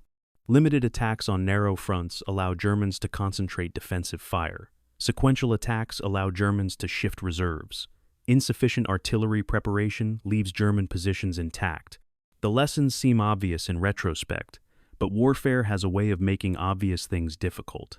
The planners ask themselves, how do we attack everywhere simultaneously, preventing German reserves from concentrating? How do we achieve breakthrough before Germans can react? How do we exploit success quickly enough to prevent German counterattacks from sealing penetrations? The answer they develop is audacious in scope. Operation Diadem will attack across a 20-mile front from the Mediterranean coast to the mountains north of Cassino. 14 Allied divisions, approximately 250,000 men, will assault simultaneously. The British 8th Army will attack across the Garigliano River and through the Aurunci Mountains south of Cassino. The French Expeditionary Corps will attack through the mountains northwest of Cassino, terrain previously considered impassable. The Polish Second Corps will assault Monte Cassino itself, the hardest, bloodiest assignment. And if any sector achieves breakthrough, reserves will exploit immediately, driving toward Rome before Germans can establish new defensive lines. It is a plan that requires precise coordination, massive logistical preparation, and courage from soldiers who have already been tested beyond endurance. The logistics of preparing for Diadem are staggering. 2,000 artillery pieces must be brought forward and positioned. 800,000 artillery shells must be stockpiled at forward dumps. Thousands of tons of ammunition, fuel, food, and medical supplies must be accumulated. Roads must be improved to handle heavy traffic. Bridges must be built to replace those destroyed in previous fighting. Radio networks must be established to coordinate 14 divisions attacking simultaneously. And all this must be done while maintaining operational security. The Germans must not know when or where the attack will come. The staff officers charged with planning Diadem work 18-hour days through April and early May, solving problems that have no precedent. How do you coordinate artillery fire involving 2,000 guns, speaking different languages, using different radio procedures, firing different ammunition types? The answer involves months of meetings, agreements, rehearsals, and compromise. While Allied staffs plan, the frontline troops rest, train, and absorb replacements. The New Zealand divisions, shattered in February, are pulled out of line entirely and sent to rear areas for refitting. Fresh divisions move up to replace them. The Polish Second Corps arrives in theater and begins intensive training for their assault on the Monastery. The Poles train on terrain similar to Monte Cassino, rehearsing attacks on mock-up German positions, practicing coordination with artillery and air support. They train day and night, officers driving them hard, knowing that insufficient preparation will mean death. The Polish soldiers endure the training without complaint. Many have survived Soviet prison camps, forced labor, starvation, disease. Training for battle no matter how exhausting, is preferable to what they have already experienced. The Germans, meanwhile, are also preparing. Kesselring correctly assesses that the Allies will attack again. He does not know when or exactly where, but he knows it is coming. He uses the operational pause to strengthen defenses, bring forward reserves, and replace casualties. Fresh divisions arrive from Germany and the Balkans. Ammunition stockpiles are replenished. Minefields are thickened. Additional bunkers are constructed. The 1st Parachute Division, holding Cassino itself, receives replacements, though not enough to restore it to full strength. The Fallschirmjäger are tired, worn down by months of combat, but still formidable. They have held against every Allied assault. They have confidence in their positions, their weapons, their commanders. They believe they can hold again. Deception becomes a critical component of Allied planning. The Germans must not know where the main attack will fall. To achieve this, Allied forces conduct elaborate deceptions. Dummy tanks and trucks are positioned in sectors where no attack is planned, visible to German aerial reconnaissance. Radio traffic is generated suggesting troop concentrations in misleading locations. Small unit patrols probe German lines in multiple sectors, creating the impression of coming offensives everywhere. The deception plan is so elaborate that even some Allied units are unsure where the main attack will occur. This operational security frustrates commanders who want more information, but it keeps the Germans guessing. Kesselring spreads his reserves thinly, unable to concentrate strength when he does not know where the blow will fall. By early May, the operational pause has lasted 6 weeks. For soldiers in the line, it feels like blessed relief. For soldiers preparing to attack, it feels like a death sentence postponed. Everyone knows the offensive is coming. Everyone knows it will be massive. And everyone knows that Cassino has already consumed 21,000 casualties. The 3rd battle promises to be even larger, even bloodier. Chaplains conduct religious services. Soldiers write last letters home, to be mailed only if they are killed. Officers brief and rebrief their men on objectives, routes, contingencies. The waiting becomes its own form of torture, not the terror of combat, but the anticipation of terror, which is in some ways worse. On May 10, 1944, Alexander issues the final order for Operation Diadem. The attack will begin the following night, May 11th, at 2300 hours. Hour is set with precision calculated to maximize surprise and coordination. 2300 hours means full darkness, complicating German observation and response. It means Allied forces will have the entire night to achieve penetrations before daylight exposes them. Every division has its orders. Every artillery battery knows its targets. Every infantry company knows its objective. The planning is complete. The preparation is finished. Now comes the execution, the test of whether all this planning will translate into battlefield success or whether Cassino will defeat the Allies a 3rd time. In the forward positions, soldiers make final preparations. They sharpen bayonets. They check ammunition. They write unit numbers on their helmets so bodies can be identified if faces are destroyed. They share cigarettes and dark jokes. They think about home, about the people they love, about what they will do if they survive. And they look toward Monte Cassino, toward the ruins of the monastery on the summit, toward the German positions they must assault. The mountain seems eternal, unchanging, indifferent to human suffering. But in less than 24 hours, the mountain will shake with the thunder of 1,600 artillery pieces firing simultaneously. The 3rd battle of Cassino, Operation Diadem, is about to begin. And this time, the Allies are determined that it will not end like the first 2 battles. This time, they will break through, or they will die trying.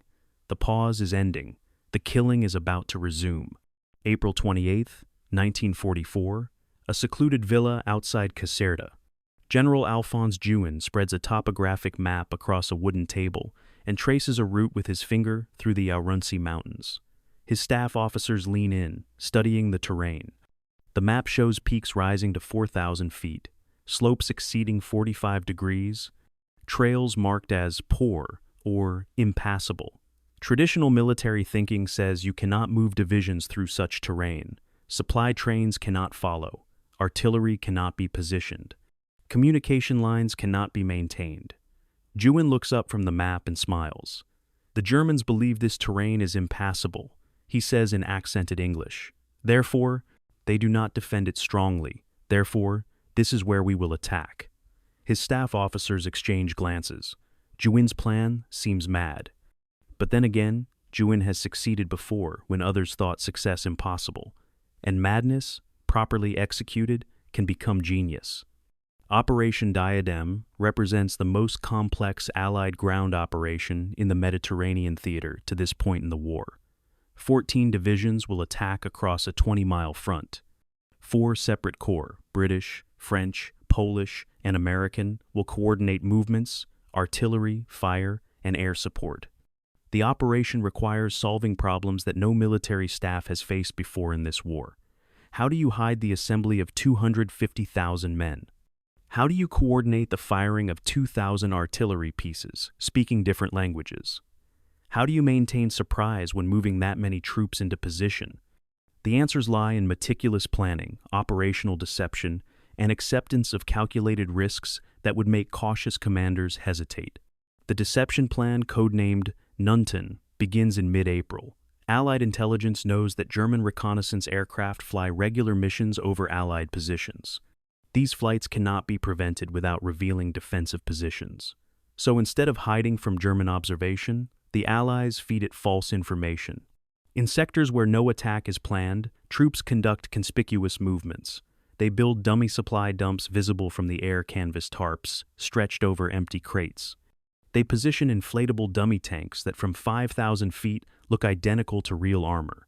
They generate radio traffic suggesting large troop concentrations. German intelligence analysts, studying reconnaissance photographs and radio intercepts, plot these phantom divisions on their maps. Kesselring staff estimates Allied strength at positions far from where the real assault will occur. When Diadem begins, German reserves will be in the wrong places, responding to threats that do not exist. While deception conceals Allied intentions, logistics enables Allied capabilities. The offensive requires 800,000 artillery shells to be stockpiled at forward positions. This ammunition arrives in convoys of trucks, driving at night without headlights, on roads barely wide enough for 2 vehicles to pass.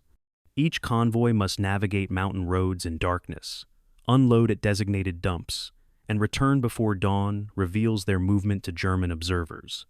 The drivers performing these missions are mostly American and British enlisted men, not celebrated heroes, just drivers doing a dangerous job.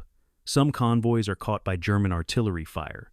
Some trucks go off mountain roads in darkness, killing drivers and destroying precious cargo. But most convoys complete their missions, and by early May, the ammunition stockpiles are ready. The French Expeditionary Corps preparation is most remarkable.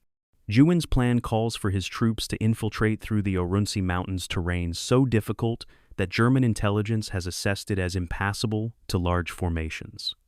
Juin knows better. His force includes 60,000 colonial troops from Morocco, Algeria, and Tunisia, many of them mountain natives. The Moroccan Goumiers, in particular, are natural mountaineers. They have been moving through mountains their entire lives. What European soldiers consider impossible, the Goumiers consider merely difficult. Through April and early May, French units move into mountain positions under cover of darkness. They carry supplies on their backs, ammunition, food, water, everything needed to sustain operations. They scout trails that do not appear on maps. They identify German outposts and weak points. By May 10th, an entire French division is positioned in mountains the Germans believe are empty. The surprise will be total. The Polish Second Corps receives the assignment everyone knew someone would get: the direct assault on Monte Cassino Monastery. General Władysław Anders, commanding the Polish Corps, does not protest this assignment. His men want this mission. They want to be the ones who plant the Polish flag on Monte Cassino. For Poles whose country has been erased from maps, whose families have been killed or imprisoned, capturing the monastery will be symbolic validation of Poland's continued existence. Anders understands the psychological importance.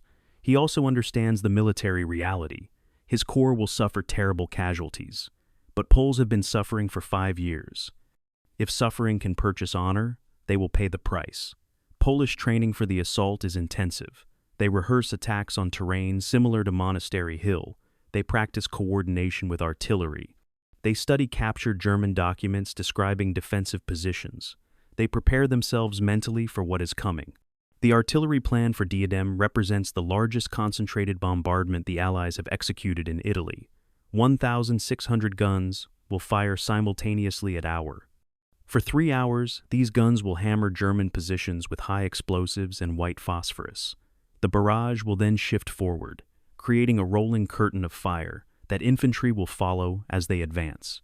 Coordinating this barrage requires mathematical precision. Each gun must know its targets, firing times, ammunition types, rate of fire. Forward observers must be positioned to adjust fire.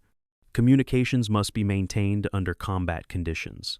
The artillery staff officers planning this barrage work from mid-March through early May, calculating firing tables, plotting targets, establishing communication procedures. The plan they produce is a masterpiece of technical precision and a promise of unprecedented violence. Air support for Diadem will be equally massive.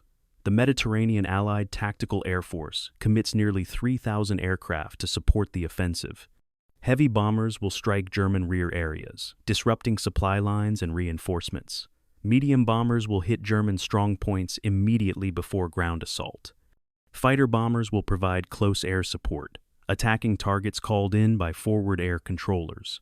This level of air support would have been unimaginable 2 years earlier. Now, Allied air superiority is so complete that German aircraft rarely appear over the battlefield. German soldiers at Cassino have learned to dig deep shelters, move only at night, and expect that any movement in daylight will draw immediate air attack. This air dominance will prove decisive in Diadem's success. The British 8th Army, which will conduct the supporting attack south of Cassino, prepares its own elaborate plan. 3 divisions will cross the Garigliano River and assault into the Aurunci foothills, drawing German attention while the French execute their mountain infiltration. The British plan emphasizes firepower and methodical advance. Unlike American forces that favor rapid maneuver, British doctrine emphasizes carefully coordinated set-piece attacks with overwhelming artillery support. The British will attack exactly as German defenders expect: direct, powerful, predictable. This predictability is intentional. While Germans focus on the British attack, the French will be advancing through supposedly impassable mountains, unobserved and unopposed. By May 10th, everything is ready. The deception plan has positioned German reserves away from the main attack sectors. The logistics have stockpiled enough supplies to sustain weeks of combat. The assault troops are trained, briefed, and positioned. The artillery has registered targets. The air forces have identified bombing coordinates. Operational security has held German intelligence knows an offensive is coming, but not exactly when or where. Alexander issues his final orders with quiet confidence.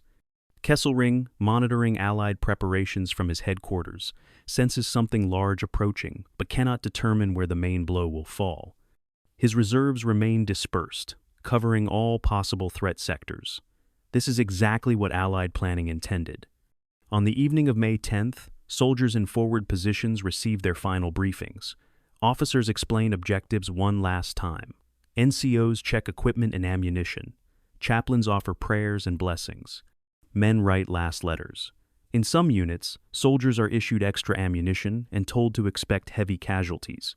In Polish units, officers speak of honor, sacrifice, and Poland's resurrection. In French colonial units, officers promise that after Cassino falls, there will be rest and perhaps leave in Naples. In British units, officers simply remind their men of duty and trust in careful planning.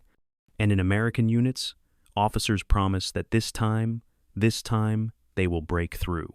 This time will be different.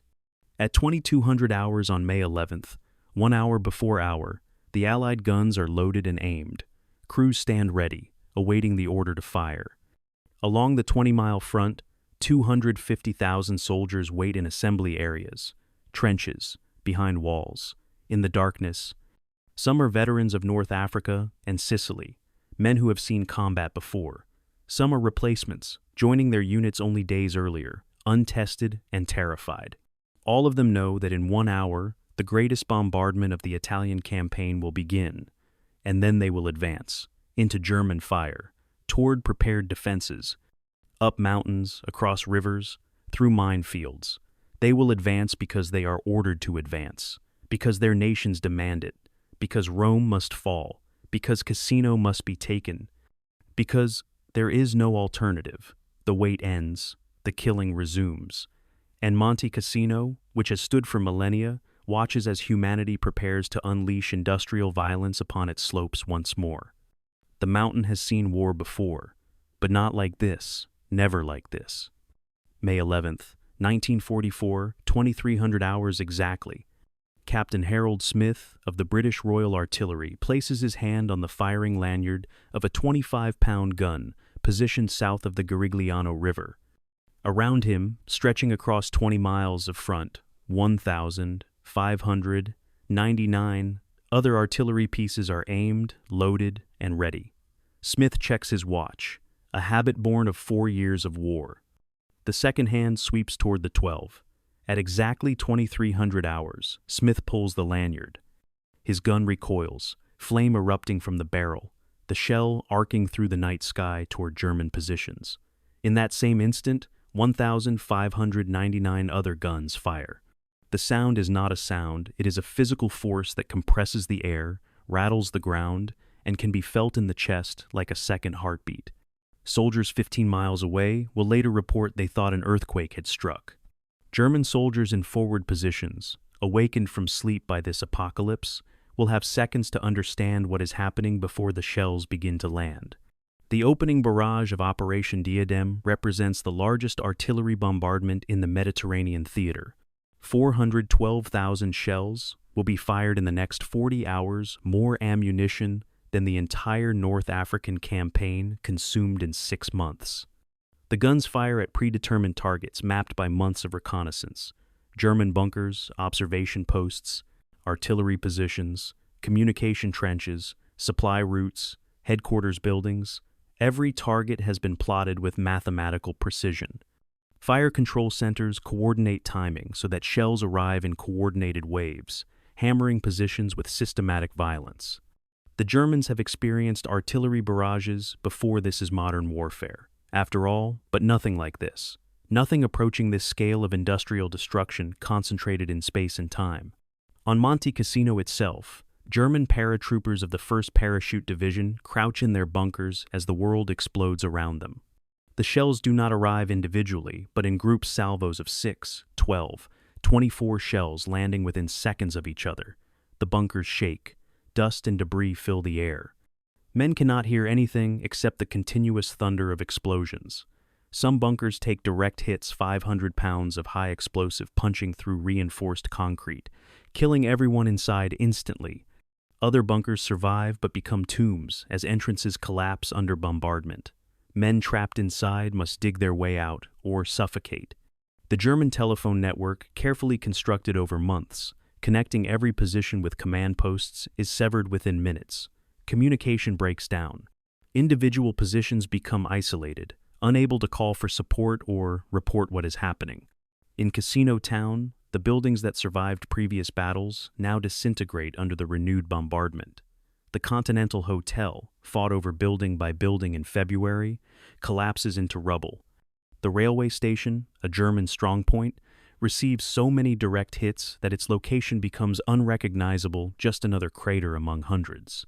The streets of Cassino, already damaged, are churned into moonscapes of overlapping craters.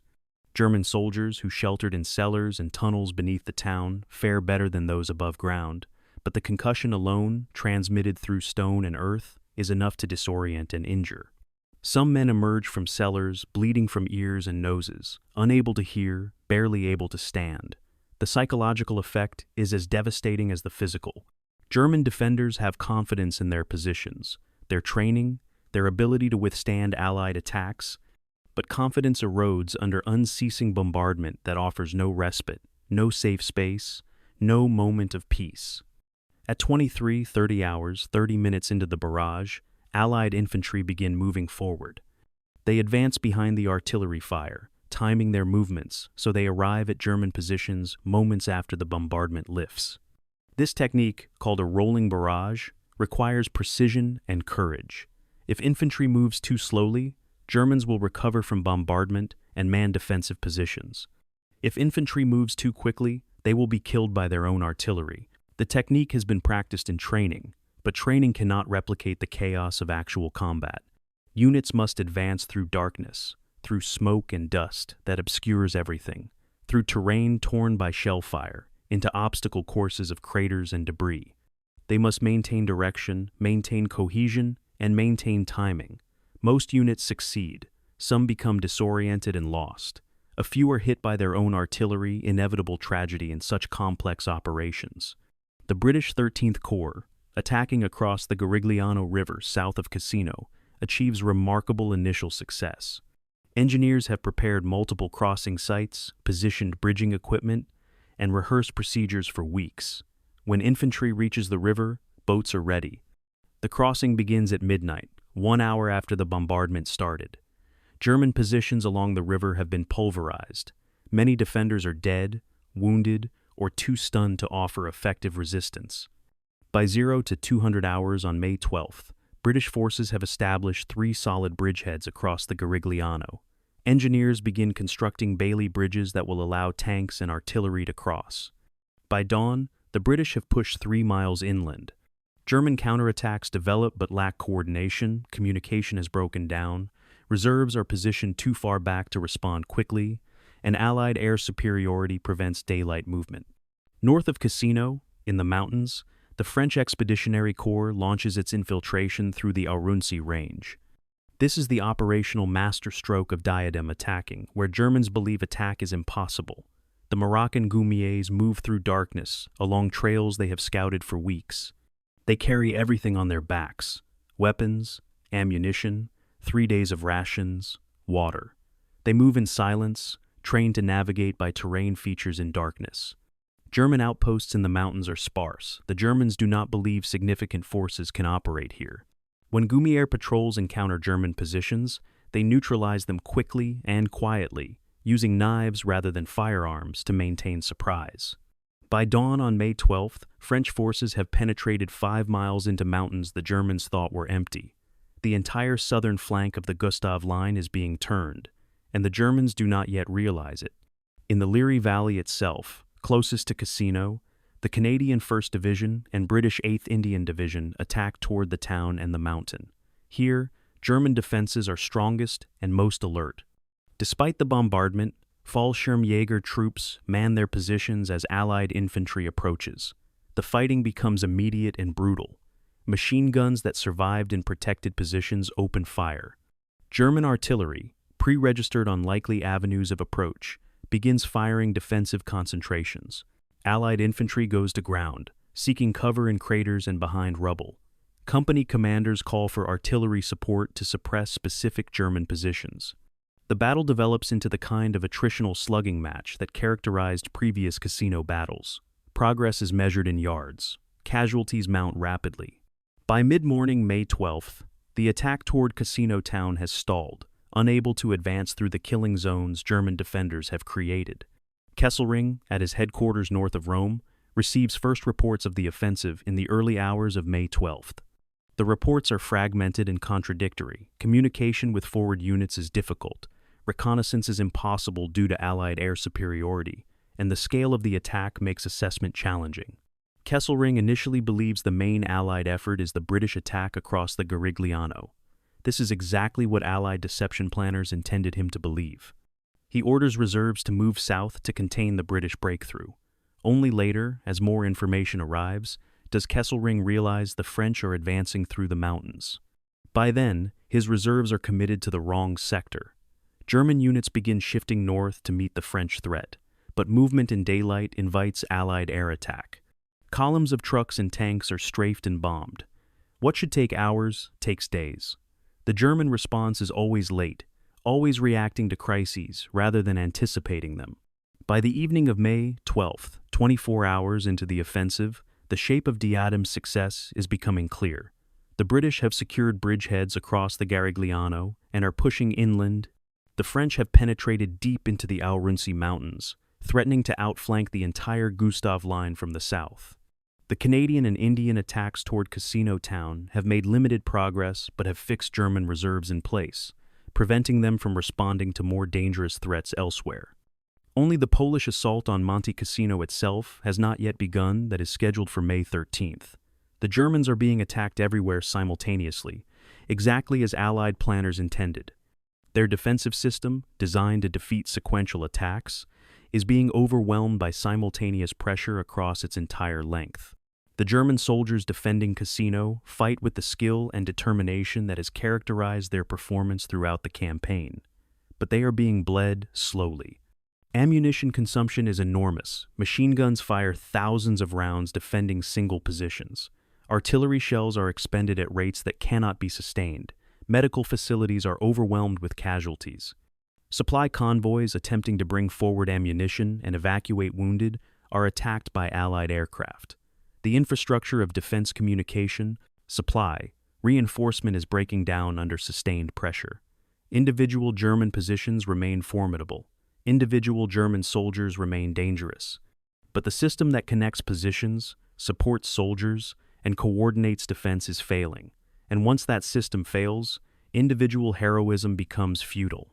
On the night of May 12-13th, Allied artillery conducts another massive bombardment, this time concentrating on Monastery Hill and the approaches the Polish forces will attack. The Poles have watched the first day's fighting from their assembly areas. They have seen the British and French achieve breakthroughs. They have seen the Canadians and Indians struggle toward Cassino. Now it is their turn. Polish officers brief their men one final time. The objectives are clear: advance up Monastery Hill, capture Point 593, assault the monastery ruins, plant the Polish flag on Monte Cassino. No one pretends this will be easy. No one pretends casualties will be light. But the Poles will do this because they must. Because Poland must be represented in this victory. Because suffering and sacrifice are the currency with which nations purchase their place in history. At 0 to 100 hours on May 13th, the Polish assault begins. And the bloodiest phase of the Battle of Monte Cassino enters its final act. May 13th, 1944, 0 to 400 hours. Lieutenant Ahmed Ben Yahia of the 4th Moroccan Tabor crouches on a ridge in the Aurunci Mountains, looking down at Highway 7, the coastal route from Naples to Rome. Below him, barely visible in pre-dawn darkness, German vehicles move along the road. Supply trucks, ambulances, staff cars. They are not expecting attack from the mountains above. The Germans believe these peaks are impassable to organized forces. They are about to discover how wrong that assumption is. Ben Yahia signals to his men 30 goumiers armed with rifles, grenades, and knives. They descend silently toward the road. Within minutes, the convoy below erupts in gunfire and chaos. The French breakthrough in the Aurunci Mountains, the operation German intelligence dismissed as impossible, is not only succeeding, it is about to unhinge the entire German defensive system in southern Italy. The French Expeditionary Corps' achievement in crossing the Aurunci Mountains represents one of the most remarkable tactical operations of the Italian campaign. These mountains rise to 4,000 feet, their slopes often exceeding 45 degrees. Vegetation is sparse, low scrub, and scattered trees that provide minimal cover. Trails are primitive or non-existent. German military planners, studying the terrain, concluded that no force larger than battalion strength could operate effectively here. Division-size formations require supply trains, artillery support, communication infrastructure. None of that seemed feasible in this terrain. General Alphonse Juin thought otherwise. And by May 13th, 3 French divisions, approximately 60,000 men, are advancing through mountains the Germans left virtually undefended. The Moroccan goumiers are the spearhead of this advance. These tribal warriors from the Atlas Mountains of Morocco operate with tactical methods completely unlike conventional European infantry. They travel without heavy equipment, no tanks, no trucks, minimal artillery support. Each goumier carries his own supplies: rifle, ammunition, grenades, 3 days of rations, water. They move primarily at night, navigating by stars and terrain features. They attack German positions from unexpected directions, from above, from behind, from the flanks. They excel at close-quarters combat with knives and bayonets. And they have a reputation for ferocity that psychological warfare officers deliberately cultivate. Stories circulate, some true, Some exaggerated about Goumier brutality. German soldiers learn to fear them. This fear becomes a weapon itself, undermining German morale in sectors where Goumiers operate. The French advance through the Arunsi Mountains follows a careful plan, despite its apparent spontaneity. Juin's staff has identified key terrain features that must be secured: mountain passes that control movement, ridges that provide observation, water sources that sustain operations. French forces advance in multiple columns, each with specific objectives. The Goumiers lead, infiltrating ahead of main forces, eliminating German outposts, scouting routes. Behind them come regular French colonial infantry, Algerians and Tunisians, tough soldiers with experience in mountain warfare. These troops secure the terrain the Goumiers have opened, establishing defensive positions that protect supply lines. And behind them come engineers, widening trails into roads that can accommodate supply vehicles, establishing communication lines, creating the infrastructure that allows sustained operations. By May 13th, French forces have achieved what German planners considered impossible. They have moved 3 divisions through the Arunsi Mountains and positioned them behind the southern flank of the Gustav Line. German positions at Cassino are designed to defend against attacks from the south and west. They are not designed to defend against attacks from the mountains to the southwest. The French breakthrough threatens to encircle the entire Cassino position.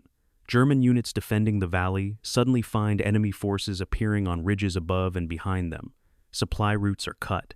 Communication lines are severed. Positions that were secure yesterday are untenable today. The tactical geometry of the battlefield has shifted fundamentally. Kesselring realizes the danger by May 14th. Intelligence reports and aerial reconnaissance conducted at great risk under Allied air superiority reveal French forces advancing through terrain that German planning documents labeled impassable. Kesselring faces a man ecstatic, terrible choice.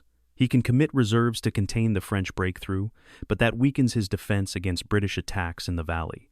He can maintain his defense at Cassino, but that allows the French to advance deeper, eventually cutting Highway 6 and isolating all German forces south of Rome. There is no good option. Every choice involves accepting unacceptable risk. This is the situation Allied planning aimed to create, forcing German commanders to choose between multiple crises, ensuring that, whatever they choose, something will fail. The German response to the French breakthrough is characteristically professional but ultimately insufficient. The 71st Infantry Division, held in reserve, is committed to blocking French advance routes. German mountain troops, Gebirgsjäger, elite soldiers trained specifically for Alpine warfare, are rushed to the Arunsi sector. These troops are good, experienced, tough. Under other circumstances, they might contain the French advance. But the circumstances are not favorable. Allied air power dominates. German movement in daylight is nearly impossible. Supply is difficult. And the French have momentum, numbers, and the advantage of surprise. The German counterattacks slow the French advance but do not stop it. By May 15th, French forces have advanced 12 miles through supposedly impassable terrain in 4 days. The southern anchor of the Gustav Line is collapsing. General Juin, commanding the French Expeditionary Corps, pushes his forces relentlessly. He understands that the window of opportunity is narrow. If German reserves arrive in strength, the French advance will stall. If weather turns bad, always a possibility in Italian mountains, supply will become impossible, and the advance will fail. Speed is essential. Juin orders his divisions to advance continuously, accepting risks that cautious commanders would reject.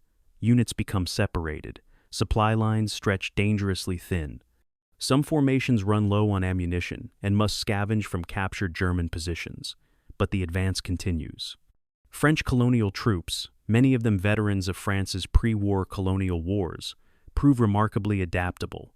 They improvise solutions to problems that would paralyze more rigid formations. When mules carrying supplies cannot traverse certain terrain, men carry supplies on their backs. When communications fail, officers make decisions independently, trusting in mission-type orders rather than waiting for specific instructions. The strategic implications of the French breakthrough become clear by May 16th. The entire Gustav Line south of Cassino is being outflanked. German positions along the Garigliano River, which have held since January, are now threatened from the rear. Units defending these positions face the prospect of encirclement if they remain in place. Withdrawal is the only logical option, but withdrawal means abandoning the defensive line that has held for 5 months. It means giving up positions paid for with German blood. It means admitting that the Allies have won. Kesselring, a commander who has consistently displayed excellent judgment throughout the Italian campaign, faces reality squarely. On May 16th, he authorizes a phased withdrawal from the Gustav Line. German forces will fall back to a new defensive position, the Hitler Line, approximately 10 miles north. Cassino, the position that has cost so much to defend, will be abandoned. The decision to withdraw does not mean German resistance collapses. German doctrine emphasizes fighting withdrawals, conducting delaying actions while falling back to new positions, inflicting maximum casualties on pursuing forces, buying time for defenses to be prepared elsewhere. The withdrawal from Cassino will be executed professionally, under fire, against aggressive Allied pursuit. Rearguard units will hold key positions while main forces withdraw. Engineers will demolish bridges and crater roads to slow Allied advance. Artillery will fire defensive concentrations to break up Allied attacks. The German army is retreating, but it remains dangerous. Allied forces pursuing too aggressively will pay in blood for every mile gained. The French success in the Arunsi Mountains vindicated unconventional thinking and military planning. Juin's willingness to attempt what others considered impossible created the decisive breakthrough. The Gumier's unique capabilities, mountain skills, night operations, light infantry tactics proved perfectly suited to terrain that defeated conventional forces. And the French Expeditionary Corps' multi-ethnic composition, often viewed as a weakness in terms of cohesion and communication, proved to be a strength when different units brought different capabilities to complex operations. The Moroccans excelled in mountains, the Algerians held captured terrain. The Foreign Legion provided disciplined firepower. Together, they accomplished what no single national force could have achieved. By May 17th, the French have advanced 15 miles through the Arunsi Mountains and have reached positions threatening Highway 7, the coastal route that is a major German supply artery.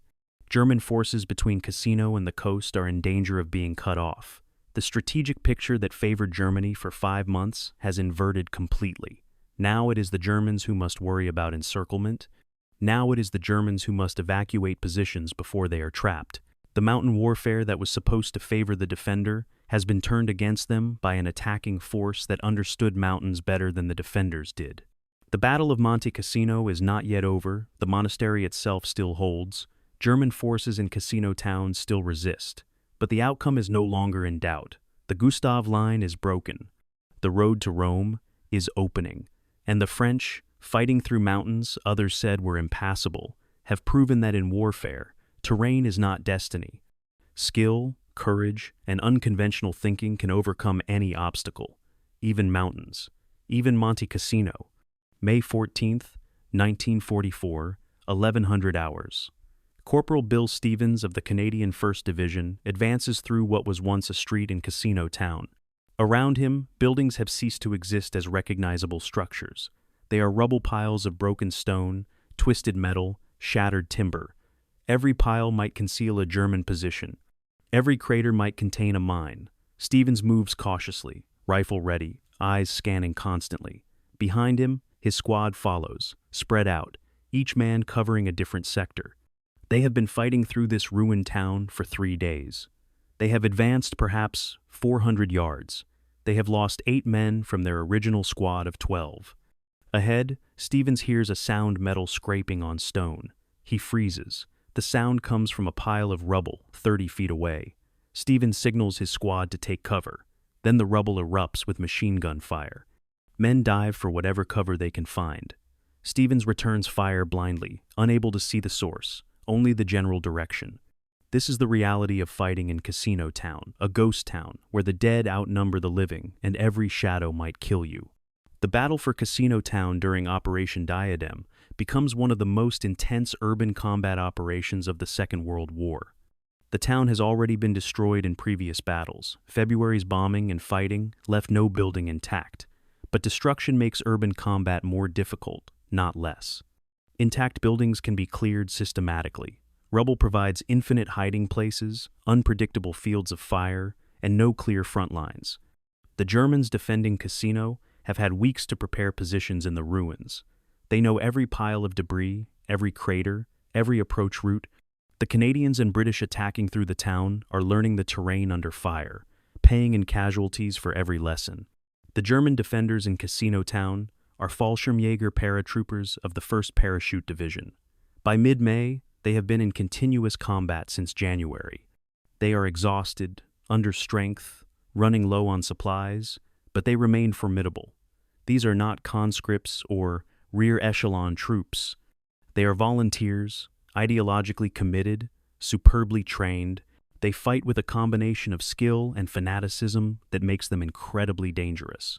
They establish positions in cellars and tunnels beneath the ruined buildings, emerging to fire at Allied troops, then disappearing before counterfire arrives. They use the rubble to create ambush positions, waiting patiently for Allied patrols to approach before opening fire at point-blank range. They defend every position to the last man, refusing to surrender even when surrounded and outnumbered. The Canadians attacking through Cassino employ tactics developed specifically for urban combat. Small units, squads, and platoons operate semi-independently, clearing rubble piles methodically. They use explosives to collapse suspected German positions. They employ flamethrowers to clear cellars and tunnels, horrific weapons that burn defenders alive, but effective in close-quarters combat where conventional weapons cannot reach. They coordinate closely with tanks, using armor to suppress German positions while infantry maneuvers. But tanks in urban terrain are vulnerable, narrow streets channelize movement, rubble restricts maneuver, and German Panzerfaust anti-tank weapons can engage at close range where armor is most vulnerable. Several Canadian tanks are destroyed in Cassino's streets, their crews killed in burning steel coffins. The Baron's Palace becomes a focal point of fighting in mid-May, just as the Continental Hotel was in February. This large building complex near the town center has been fortified by the Germans into a strong point. Multiple cellars connect underground, allowing defenders to move between positions without exposing themselves. Machine guns are positioned to cover all approaches. The Canadians attacked the Baron's Palace on May 14th with a full company, approximately 120 men. The attack begins with artillery bombardment, then smoke to conceal the advance. Canadian infantry rushes forward under covering fire. They reach the building and enter through breached walls. Then the close quarters fighting begins. Grenades are thrown into rooms before entering. Staircases are cleared step by step. Cellars are searched methodically. The fighting lasts 48 hours. When the Baron's Palace finally falls, 32 Canadians are dead, and the building is held by fewer than 20 survivors. German casualties are never precisely counted. Some bodies are buried in collapsed sections. Some are never found. The building itself no longer exists as a structure. It is just another pile of rubble. Water supply becomes a critical problem in the battle for Cassino Town. The town's water system was destroyed months ago. Allied troops must carry water forward in canteens and jerry cans. In May, with temperatures rising, dehydration becomes a serious concern. Soldiers engaged in close-quarters combat, wearing full equipment, moving through rubble, expend enormous energy. They need water constantly. Supply parties risk German fire to bring water forward. Some men drink from puddles and streams contaminated with sewage and decomposing bodies, resulting in dysentery that incapacitates whole squads. Medical officers establish aid stations in ruined buildings just behind the front lines, treating wounded and administering fluids to dehydrated soldiers. But aid stations themselves are targeted by German artillery and mortars. Several are destroyed, killing doctors, medics, and wounded patients. The psychological toll of fighting in Cassino Town approaches that of the Western Front in the First World War. Men exist in conditions of constant danger, never knowing when the next bullet or shell will arrive. Sleep is impossible, combat continues day and night, and even exhausted soldiers cannot sleep through nearby explosions and gunfire. Food is irregular, hot meals cannot be brought forward under fire, so soldiers subsist on cold rations. Personal hygiene becomes impossible. Men live in the same clothes for days, unable to wash, covered in dust and blood and filth. The dead cannot always be recovered. Bodies lie in no man's land, between German and Allied positions, decomposing in the May heat, creating health hazards and devastating morale. Some soldiers break psychologically, they refuse to advance, freeze under fire, or simply collapse in catatonic states. Medical officers evacuate these cases as psychiatric casualties, but the rate of psychological breakdown exceeds the medical system's capacity to treat. By May 16th, the Canadian 1st Division has advanced through approximately half of Cassino Town. They hold the railway station, the Baron's Palace, and most of the southern districts. But the northern sections, closest to Monte Cassino, remain in German hands. The fighting has cost the Canadians over 800 casualties in 4 days. Company strengths are down to 50 or 60 men, barely half normal strength. Platoons operate with 20 men instead of 35. The division is approaching combat ineffectiveness, unable to sustain offensive operations much longer. But relief is coming from an unexpected direction. The German withdrawal from the Gustav Line, triggered by the French breakthrough in the mountains, means that Cassino itself must be evacuated. German forces in the town receive orders to conduct a fighting withdrawal, falling back toward the Monastery and then beyond, to positions north of the Liri Valley. The German withdrawal from Cassino Town begins on the night of May 16th-17th. It is conducted with the professionalism that characterizes German operations throughout the Italian campaign. Rearguard units remain in position, maintaining fire to convince the Allies that defenses remain strong. Main force units withdraw under cover of darkness, moving north through communication trenches and covered routes. Engineers demolish remaining structures that might provide cover for Allied advance.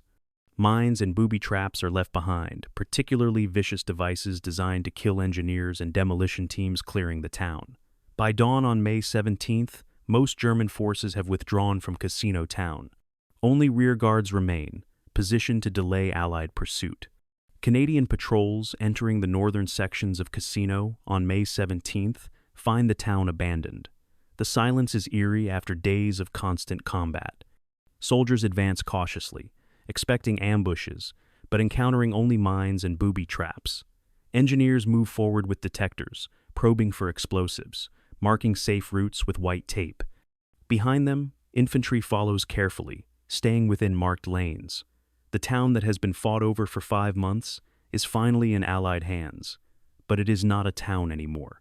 It is a wasteland, a moonscape of craters and rubble, a graveyard where the only monuments are broken walls and piles of stone.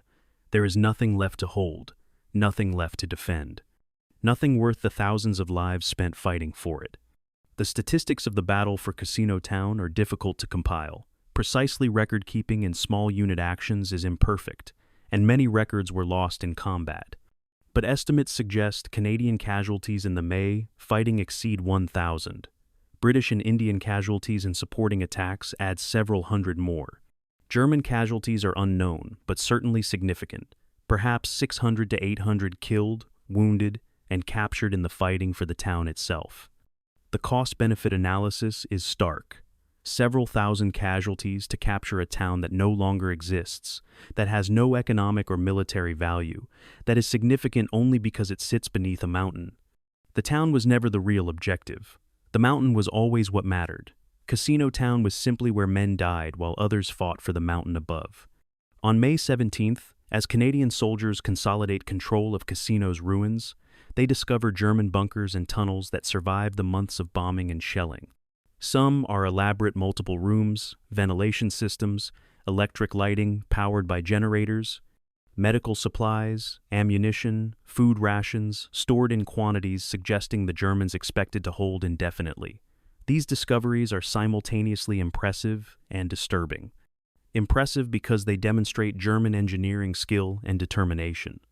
Disturbing because they suggest that all the Allied firepower, all the bombs and shells, all the violence inflicted on this position was insufficient to destroy these defenses. The Germans left not because they were defeated in Cassino Town, but because they were outflanked in the mountains. The town of ghosts, purchased with so much blood, was evacuated voluntarily. The Allies won the battle, but only because they won a different battle, in a different place, against different enemies. And that realization that all the suffering in Cassino Town was perhaps unnecessary, that the position could have been bypassed from the beginning, will haunt survivors for the rest of their lives. May 12, 1944, 2300 hours. Major Felix Ziarnik of the Polish 5th Kresowa Division stands before his assembled company in a valley below Monte Cassino. Around him, 400 men of the 15th Wilno Infantry Regiment stand at attention, silent in the darkness. Ziarnik is 34 years old, a veteran of Poland's September campaign in 1939, a survivor of Soviet prison camps, a man who has lost his wife and children to Stalin's deportations. He looks at the faces of his men, young faces, old faces, faces marked by suffering. Some of these men were arrested by the Soviets in 1939 and sent to labor camps in Siberia. Some marched from those camps through Iran and Iraq, arriving finally in Italy after journeys that spanned continents. All of them have lost something: family, home, country, innocence. Ziarnik speaks quietly, his words barely carrying beyond the front ranks. Tomorrow we attack the monastery. Some of us will die, perhaps all of us will die, but Poland will live. Poland will be represented on that mountain. Poland will plant its flag where 5 armies have failed. We are the Vistula and the Rhine. We are Poland's revenge. The men do not cheer. They simply nod. Words are unnecessary. They understand what tomorrow means. The Polish Second Corps, assembled for the assault on Monte Cassino, represents one of the most remarkable military formations of the Second World War. 50,000 men organized into 2 infantry divisions and supporting units. Most are former prisoners of the Soviet Union, released when Germany invaded Russia, formed into military units that would fight against Germany rather than for Stalin. Their journey from Soviet camps to the Italian front covered thousands of miles and took 3 years. They marched from Kazakhstan through Uzbekistan to Iran.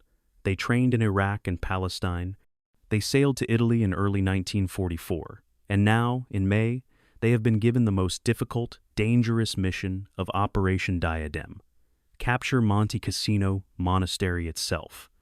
The Polish commander, General Władysław Anders, requested this assignment. He wants Polish forces to be remembered for taking the position that has defied all others. He knows the price will be terrible. But Poland is a country that exists now only in the memory and determination of men like these. Suffering is their currency. Blood is their payment. And if suffering and blood can purchase Polish honor, they will pay. The Polish assault on Monastery Hill begins at 0 to 100 hours on May 13th, following massive artillery preparation. The attack employs 3 regiments, approximately 6,000 men, advancing up multiple routes toward German positions on the ridges and slopes below the monastery. The terrain is extraordinarily difficult. The slopes average 35 to 40 degrees. Rocky outcrops channel movement into predictable routes that German machine guns cover perfectly. Vegetation is sparse, low scrub that provides minimal concealment. German defensive positions, bunkers, trenches, weapon pits have been prepared over months and survived multiple previous Allied assaults. The Fallschirmjäger defending these positions are tired, but experienced, under strength, but dangerous. They have held this ground since January. They know every meter of terrain. They have rehearsed defensive fires hundreds of times, and they are grimly determined not to yield. The first Polish assault wave advances through darkness toward Point 593. A hill mass called Phantom Ridge, by Allied intelligence. German artillery opens fire immediately. Defensive concentrations pre-registered on likely approach routes. High explosive shells burst among Polish infantry, killing and wounding scores. Machine guns open fire from positions invisible in darkness. Tracer rounds arc through the night. Polish soldiers take cover, return fire, try to identify German positions. Officers and NCOs urge men forward. Small groups advance by bounds, one group covering while another moves, the fundamental tactic of infantry combat. But the German fire is too accurate, too heavy. Within 2 hours, the first assault wave has stalled, unable to reach German positions, pinned down in rocky ground that provides minimal cover. Casualties are mounting rapidly. At 0 to 400 hours, Polish commanders commit the second assault wave, reinforcing units that have stalled. Fresh troops pass through exhausted survivors of the first wave, continuing the advance. They reach German wire obstacles, multiple belts of barbed wire anchored to the rocky ground with steel pickets and concrete blocks. Engineers move forward with Bangalore torpedoes, explosive charges designed to blast paths through wire. The explosions alert every German position in the sector. Machine gun fire intensifies. Polish soldiers crowd into the gaps blown through the wire, creating targets that German gunners exploit ruthlessly. Some men reach German trenches and bunkers, where fighting becomes hand-to-hand, bayonets, rifle butts, grenades, entrenching tools. Germans and Poles die within meters of each other, sometimes within arm's reach, fighting with the primordial brutality that emerges when men confront each other face to face with no technology to distance the killing. By dawn on May 13th, the first Polish assault has gained perhaps 300 yards of ground at cost of approximately 600 casualties. 593 remains in German hands. Colle Sant'Angelo, another key position, remains unconquered. The monastery itself is still over a mile away. Polish commanders assess the situation and reach the same conclusion every commander before them has reached. Taking Monte Cassino requires more than courage, requires more than willingness to die.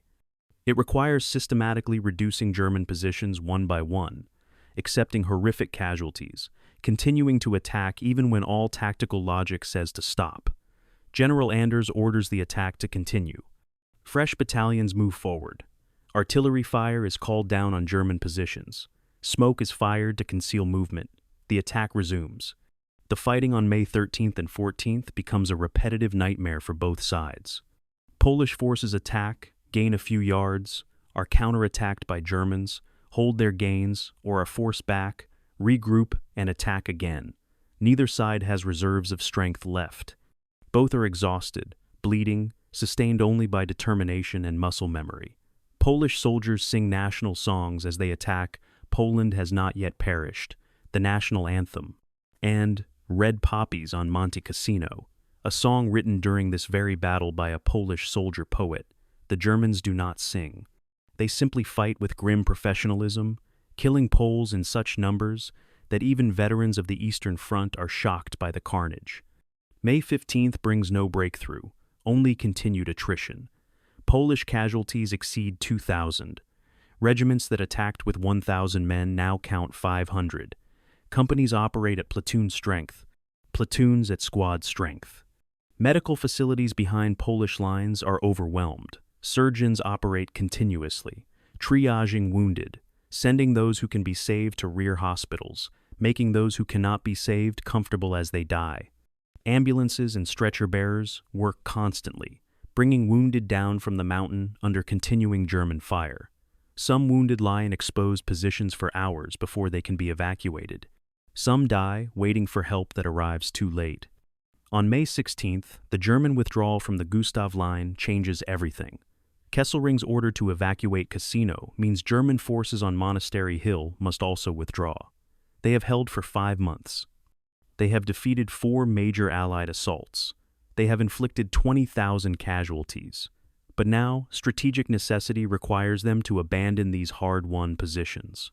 The Fallschirmjäger begin their withdrawal on the night of May 16th-17th, maintaining rear guards to cover the movement, demolishing positions to prevent Allied use, laying mines and booby traps to kill pursuers. It is a professional, disciplined withdrawal conducted by exhausted men who know they have done everything possible. They leave the mountain undefeated in tactical terms, but withdrawn for strategic reasons. This distinction will matter to military historians. It will not matter to the Polish soldiers who died trying to take positions the Germans evacuated voluntarily. May 18th, 0 to 900 hours. A Polish patrol from the 12th Podolski Lancers approaches the monastery ruins cautiously. They expect German resistance. They find only silence. The ruins are empty, except for a handful of German wounded too badly injured to be evacuated. The patrol signals back. The monastery is abandoned. Within an hour, a Polish flag, white and red, torn and stained, is raised over the ruins by Corporal Emiliano Brumak. Photographers capture the moment. The image will become iconic, the symbol of Polish participation in the war. But the soldiers who witness the flag raising do not feel triumph. They feel exhaustion, relief, and grief for the friends who died climbing this mountain. The cost of the Polish assault on Monte Cassino is staggering. 4,199 casualties in 8 days, 923 killed, 2,931 wounded, 345 missing. Nearly 10% of the Polish Second Corps became casualties in 1 week. Some units suffered even higher rates. The 15th Wilno Regiment lost 60% of its strength. These casualties purchased a victory that was already assured by the French breakthrough in the mountains. The Poles took the monastery after the Germans had decided to leave it. This does not diminish Polish courage or Polish sacrifice, but it raises questions about whether the assault was militarily necessary or whether it was primarily symbolic, buying Polish honor with Polish blood. Anders and his senior officers understood this tension. They accepted the casualties because they believed symbolic victories matter, because they believed Poland needed this achievement to maintain its place among the Allied nations. Whether that belief justified the cost is a question that haunts Polish veterans for the rest of their lives. The Polish cemetery at Monte Cassino, established immediately after the battle, contains 1,072 graves. Each grave is marked with a simple cross and the soldier's name, rank, and regiment. The cemetery is maintained by the Polish government as a national shrine. Polish veterans organizations organize annual pilgrimages. Polish school children learn about the battle as a central event in Polish military history. The song Red Poppies on Monte Cassino, with its haunting melody and lyrics about Polish soldiers falling like poppies on the mountain, becomes a national symbol of sacrifice. The mountain, purchased with so much suffering, becomes sacred ground for a nation that lost everything in the war except its honor. And that honor was maintained by men who climbed Monte Cassino, knowing they would probably die there. They climbed anyway, because they were Polish. Because Poland, though erased from maps, still lived in their hearts and their willingness to sacrifice everything for it. The mountain remembers them, and Poland will never forget. May 18th, 1944, 10:20 in the morning. Corporal Emiliano Brumak stands atop the highest remaining wall of Monte Cassino Monastery, gripping a Polish flag made from a military pennant and a piece of red fabric torn from a medical kit. Around him, the ruins stretch in every direction: broken stone, twisted metal, shattered timber. The monastery that stood for 14 centuries is gone. In its place is rubble 3 stories deep in places, rubble that conceals unexploded bombs, collapsed cellars, and bodies that will never be recovered. Brumak plants the flagpole in a gap between stones and steps back. The flag catches the morning breeze, snapping taut, white and red against the blue Italian sky. Other Polish soldiers nearby remove their helmets. Some salute, some weep, some simply stare, too exhausted for emotion. A photographer captures the moment. The image will appear in newspapers worldwide within days. But Brumak, looking down at the valley below, feels no triumph. He feels only emptiness. Victory tastes like dust and smells like death.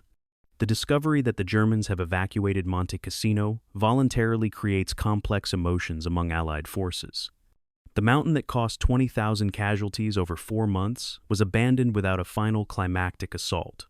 Polish patrols entering the monastery ruins on the morning of May 18th find them virtually empty. A few German wounded remain, too badly injured to be moved during the night withdrawal. German medical personnel stayed behind to care for them, accepting capture rather than abandoning patients. These German medics are treated correctly under Geneva Convention protocols. They are non-combatants, prisoners who will be repatriated.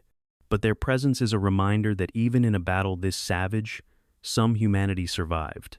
The Poles treat the German wounded with professional respect. They provide water, morphine, cigarettes. They arrange for medical evacuation to Allied hospitals. War is war. But these particular Germans are no longer combatants. The withdrawal of the 1st Parachute Division from Monte Cassino marks the end of their legendary defense. These 15,000 German paratroopers held the position for 5 months against overwhelming Allied superiority in numbers, firepower, and air support. They defeated 2 major Allied offensives completely and fought a third to a standstill. They inflicted casualties at ratios approaching 3-to-1 in their favor.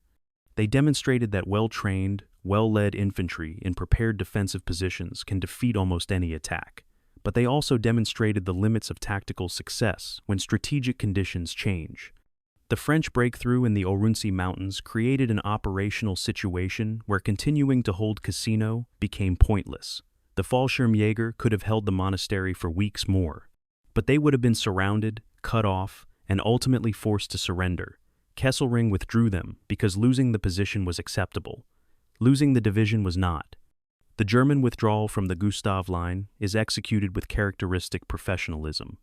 Rearguards remain in contact with Allied forces, conducting delaying actions, buying time for main force units to withdraw to the Hitler Line 10 miles north. Engineers demolish bridges, crater roads, lay mines, create obstacles to slow Allied pursuit. Artillery continues firing defensive concentrations to disrupt Allied advance. The withdrawal is not a rout or a collapse. It is an orderly retrograde movement conducted by a disciplined army that understands that defense sometimes requires giving up ground to preserve forces. The Allies, watching German forces fall back, are grudgingly impressed. These are not defeated troops fleeing in panic. These are professionals executing a difficult operation under pressure and doing it well. Allied forces moving through abandoned German positions on May 18th and 19th discover the extent of the defensive works that held them at bay for so long. Bunkers carved into solid rock, reinforced with concrete and steel, communication trenches connecting positions, protected from overhead fire. Underground tunnels and chambers that survived months of bombing and shelling, stockpiles of ammunition and supplies sufficient to sustain operations for weeks. Defensive positions sited with mathematical precision to create interlocking fields of fire. Every feature of terrain exploited for defensive advantage. Walking through these abandoned fortifications, Allied officers understand more clearly why their assaults failed. This was not simply a defensive position. This was a fortress engineered by experts, defended by elite troops, sustained by a logistics system that somehow kept ammunition and supplies flowing despite Allied air superiority. Breaking through such defenses required not just courage and firepower, but fundamental changes in the operational situation, which is exactly what the French breakthrough provided. Cassino Town, occupied by Canadian and British forces on May 17th, reveals its own horrors. The town that once housed 12,000 civilians is now uninhabited except by soldiers and corpses. Not a single building remains structurally sound. The destruction is absolute, more complete than Warsaw, more complete than Stalingrad's city center, more complete than any other urban battlefield of the war to this point. Engineers begin the grim task of clearing rubble, searching for unexploded ordnance, and recovering bodies. They find German dead in collapsed bunkers, Allied dead in shell holes and craters, Italian civilians dead in cellars where they sheltered from bombardment. Some bodies have been buried by rubble for weeks or months. Identification is often impossible. Mass graves are dug. Bodies are buried with whatever ceremony time allows. Chaplains conduct services over graves containing dozens of unidentified dead. The war must continue. Rome lies ahead, and the Allied advance cannot pause for proper funeral rites. The civilian cost of the Battle of Monte Cassino is difficult to calculate precisely. Approximately 2,000 Italian civilians died during the 5-month campaign, killed in bombing, shelling, crossfire, or deliberate German and Allied actions. Tens of thousands more were displaced, their homes destroyed, their livelihoods eliminated. The Italian civilians who survived the battle emerged traumatized, malnourished, many suffering from diseases contracted in unsanitary conditions. Allied military government units move into the region immediately, establishing aid stations, distributing food and medical supplies, attempting to restore some semblance of civil order, but the damage is too extensive for quick recovery. Cassino and the surrounding villages will remain ruins for years. Some will never be rebuilt. Some survivors will never return, choosing to start new lives elsewhere rather than face the memories embedded in the landscape. The Polish cemetery at Monte Cassino is established within days of the battle's end. The Poles insist on burying their dead on the mountain they died taking. Engineers level a section of ground on the slopes below the monastery. Graves are dug in precise rows. Wooden crosses are erected, each bearing the name, rank, and unit of the soldier buried beneath. The cemetery will eventually contain 1,072 graves, not all the Poles who died at Cassino, but those whose bodies were recovered and identified. Many others remain buried in unmarked locations, their graves lost in the landscape of destruction. The cemetery becomes a sacred space for Poles. General Anders visits it regularly during the remainder of the Italian campaign. After the war, when Communist Poland refuses to allow Polish veterans to return home, the cemetery becomes a symbol of exile and sacrifice. Poles who died for a country that no longer wants them, buried in foreign soil that honors them more than their homeland does. British, Commonwealth, and Indian dead are buried in cemeteries established near Cassino town. The largest is the Commonwealth War Graves Cemetery, containing 4,266 graves representing soldiers from Britain, Canada, New Zealand, India, South Africa, and other Commonwealth nations. The cemetery is laid out with the geometric precision characteristic of Commonwealth war cemeteries, neat rows of white headstones, each identical, each recording name, rank, unit, and date of death. The cemetery will be beautifully maintained for decades, visited by veterans and families, a permanent reminder of the international nature of the battle. German dead are buried separately, in accordance with wartime practice. The German cemetery at Cassino eventually contains 20,000 graves, though not all died in the immediate Cassino battles. Many are from other sectors of the Italian front. The cemetery is simpler than Allied cemeteries, reflecting Germany's post-war poverty and complicated relationship with its military past. On May 19th, as the last German rearguards withdraw north toward the Hitler Line, Allied commanders gather in Cassino town to assess what has been accomplished and at what cost. The statistics are compiled methodically. Allied casualties in 4 battles from January through May, 55,000 killed, wounded, and missing. German casualties, approximately 20,000 confirmed, though this number likely underestimates losses since German record-keeping was disrupted by combat and retreat. Cassino town, 100% destroyed. Monte Cassino, Monastery, destroyed. Strategic objective, achieved. The Gustav Line is broken, the road to Rome is open, but the cost has been staggering. 55,000 casualties to advance 20 miles, nearly 3,000 casualties per mile. Casualty rates approaching those of First World War battles, like the Somme and Verdun. These statistics raise uncomfortable questions. Could Cassino have been bypassed from the beginning? Was the frontal assault strategy fundamentally flawed? Did political pressure to capture Rome force military commanders into tactically unsound operations? General Harold Alexander, surveying the ruins of Cassino, feels the weight of these questions. He is too professional to express doubt publicly, but privately he wonders whether different strategic choices would have achieved the same objectives at lower cost.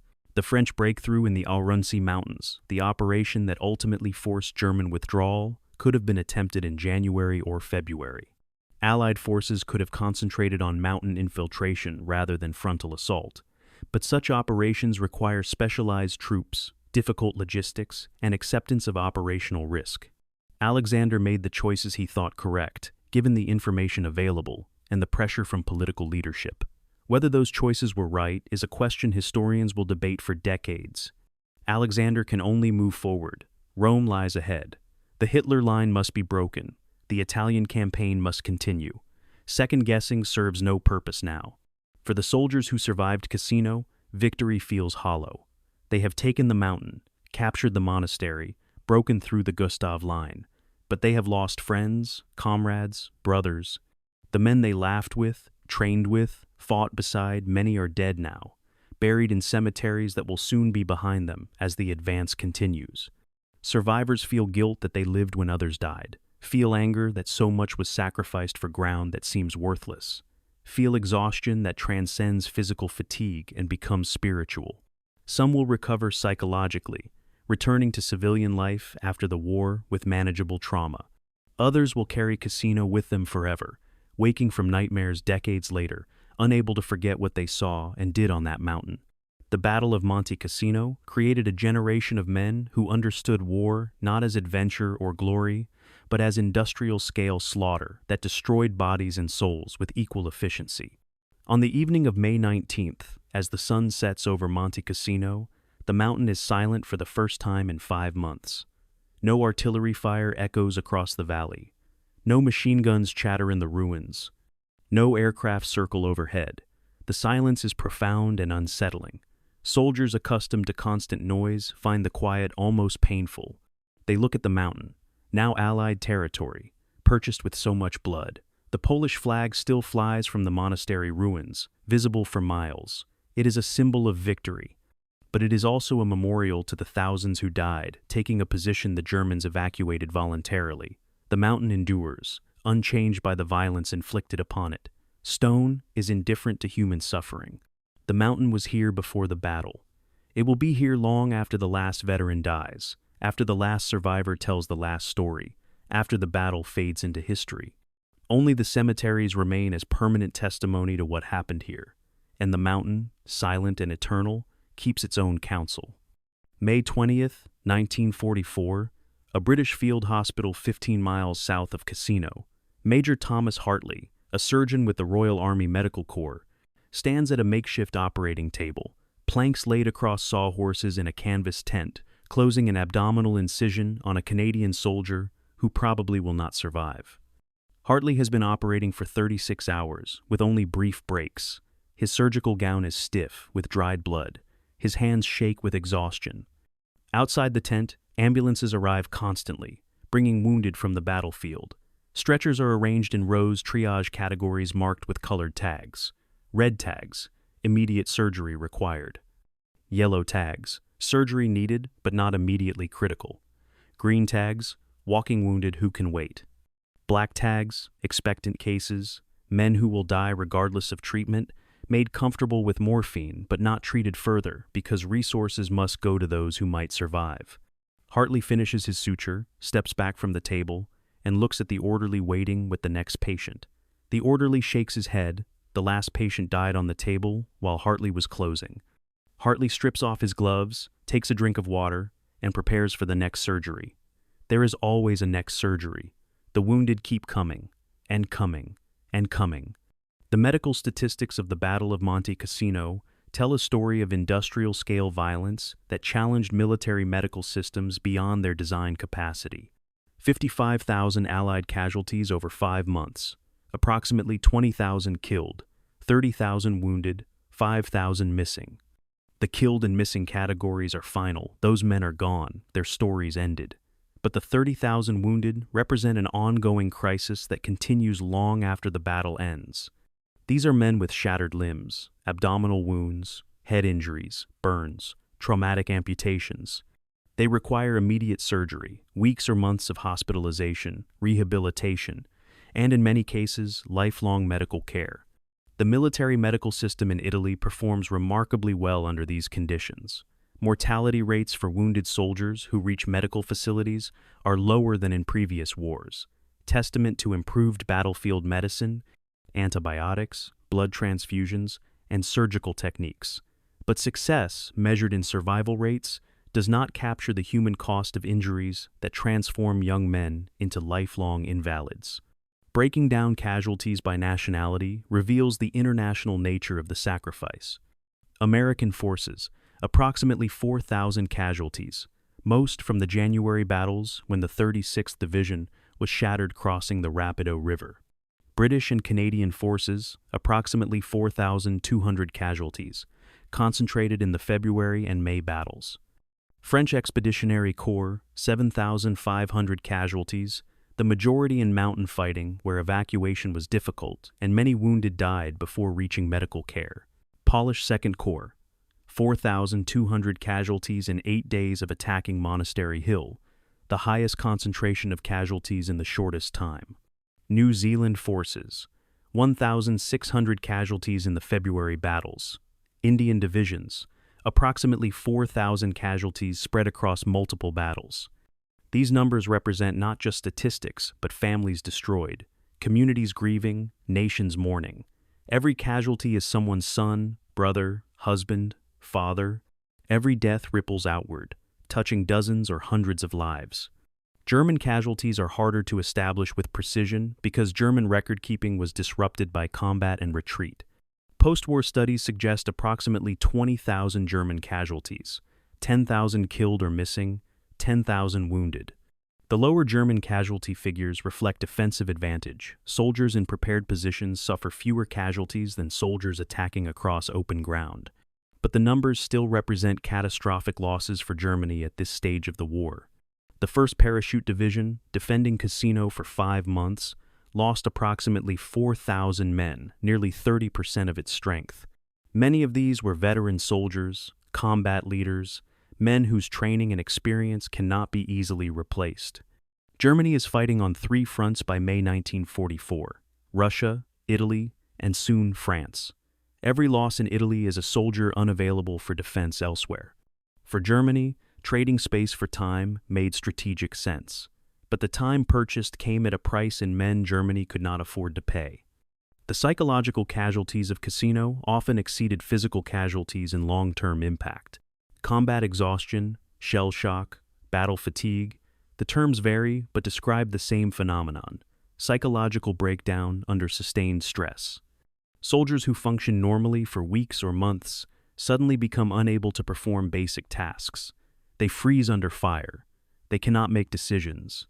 They experience uncontrollable shaking, crying, or catatonic states. Some experience hallucinations or paranoid delusions. Medical officers initially struggled to understand these conditions. Were they cowardice, weakness of character, or genuine medical problems? By 1944, military psychiatry was beginning to recognize that every soldier has a breaking point, that courage is a finite resource, and that men exposed to sufficient violence will eventually break regardless of character or willpower. Treatment involved rest, talk therapy, and gradual reintroduction to military routine. Some men recovered and returned to combat. Others were permanently disabled, unable to return to frontline service. The exact number of psychological casualties at Cassino is unknown. Many went undiagnosed, unreported, or misclassified as physical ailments. But post-war studies of veterans suggest that at least 10% of soldiers who fought at Cassino suffered long-term psychological trauma. The cost in material equipment, vehicles, weapons adds another dimension to Cassino's price. Allied forces fired over 1 million artillery shells during the 5-month battle. 1 million shells represents not just explosive power, but industrial production, transportation, storage, and handling. Each shell was manufactured in a factory, shipped across an ocean, transported to Italy, moved to forward positions, and fired by a gun crew. The logistics of sustaining this level of firepower strained Allied supply systems. Aircraft losses were relatively light due to Allied air superiority, but still significant. Approximately 150 aircraft lost to anti-aircraft fire, mechanical failure, and accidents. Tank losses were heavy in sectors where armor attempted to operate in terrain unsuited to mechanized warfare. Estimates suggest 500 Allied tanks destroyed or damaged, most in the Liri Valley, where German anti-tank weapons engaged armor at close range. Trucks, jeeps, half-tracks, equipment of every description, all consumed by the battle's appetite for material. German material losses were proportionally higher because Germany lacked the industrial capacity to replace losses quickly. Artillery pieces destroyed by counter-battery fire could not be replaced immediately. Tanks and assault guns lost in combat were irreplaceable, given Germany's production priorities focused on the Eastern Front. Ammunition expenditure rates forced German units to ration fire carefully, unable to match Allied bombardments shell for shell. By May 1944, Germany was fighting an attritional war it could not win. Every loss was permanent. Every expenditure of ammunition, fuel, or equipment brought Germany closer to collapse. Cassino did not defeat Germany. The Eastern Front was doing that, but it contributed to the cumulative degradation of German military power. Civilian casualties and suffering add a dimension often overlooked in military histories focused on soldier experiences. Approximately 2,000 Italian civilians died during the Cassino battles. These were not combatants. They were farmers, shopkeepers, women, children, elderly people caught between armies. They died in bombing raids, artillery barrages, crossfire, or deliberate killings by soldiers from both sides who viewed Italian civilians with suspicion. Tens of thousands more were displaced, losing homes and livelihoods. The psychological trauma inflicted on civilian populations, watching homes destroyed, families killed, lives ruined, created lasting damage. Many survivors suffered what would now be recognized as post-traumatic stress disorder. Some never recovered psychologically, living out their lives haunted by memories of violence and loss. The Italian government after the war struggled to provide compensation or support to Cassino survivors. Many received nothing and were left to rebuild lives from ruins with no assistance. The economic cost of the battle extended beyond immediate combat expenses. Reconstruction of Cassino and surrounding areas required years and enormous expenditure. The town was rebuilt, but slowly, with limited resources in an Italy devastated by war. The monastery was rebuilt between 1948 and 1956 at a cost of $25 million, an enormous sum in post-war currency. The reconstruction followed original plans as closely as possible, but the new monastery, however architecturally faithful, could not replace the manuscripts, art, and historical artifacts destroyed in February 1944. Some cultural treasures are irreplaceable. Monte Cassino Monastery before the war was one of Europe's great repositories of medieval manuscripts and Renaissance art. The rebuilt monastery contains replicas and recovered fragments, but the originals are gone forever, burned or pulverized in bombing and shelling. The strategic assessment of Cassino's cost-effectiveness remains controversial among military historians. Did the battle achieve objectives worth the price paid? The operational answer is yes. The Gustav Line was broken, Rome was captured, the Italian campaign continued. But the strategic answer is more complex. Italy was always a secondary theater.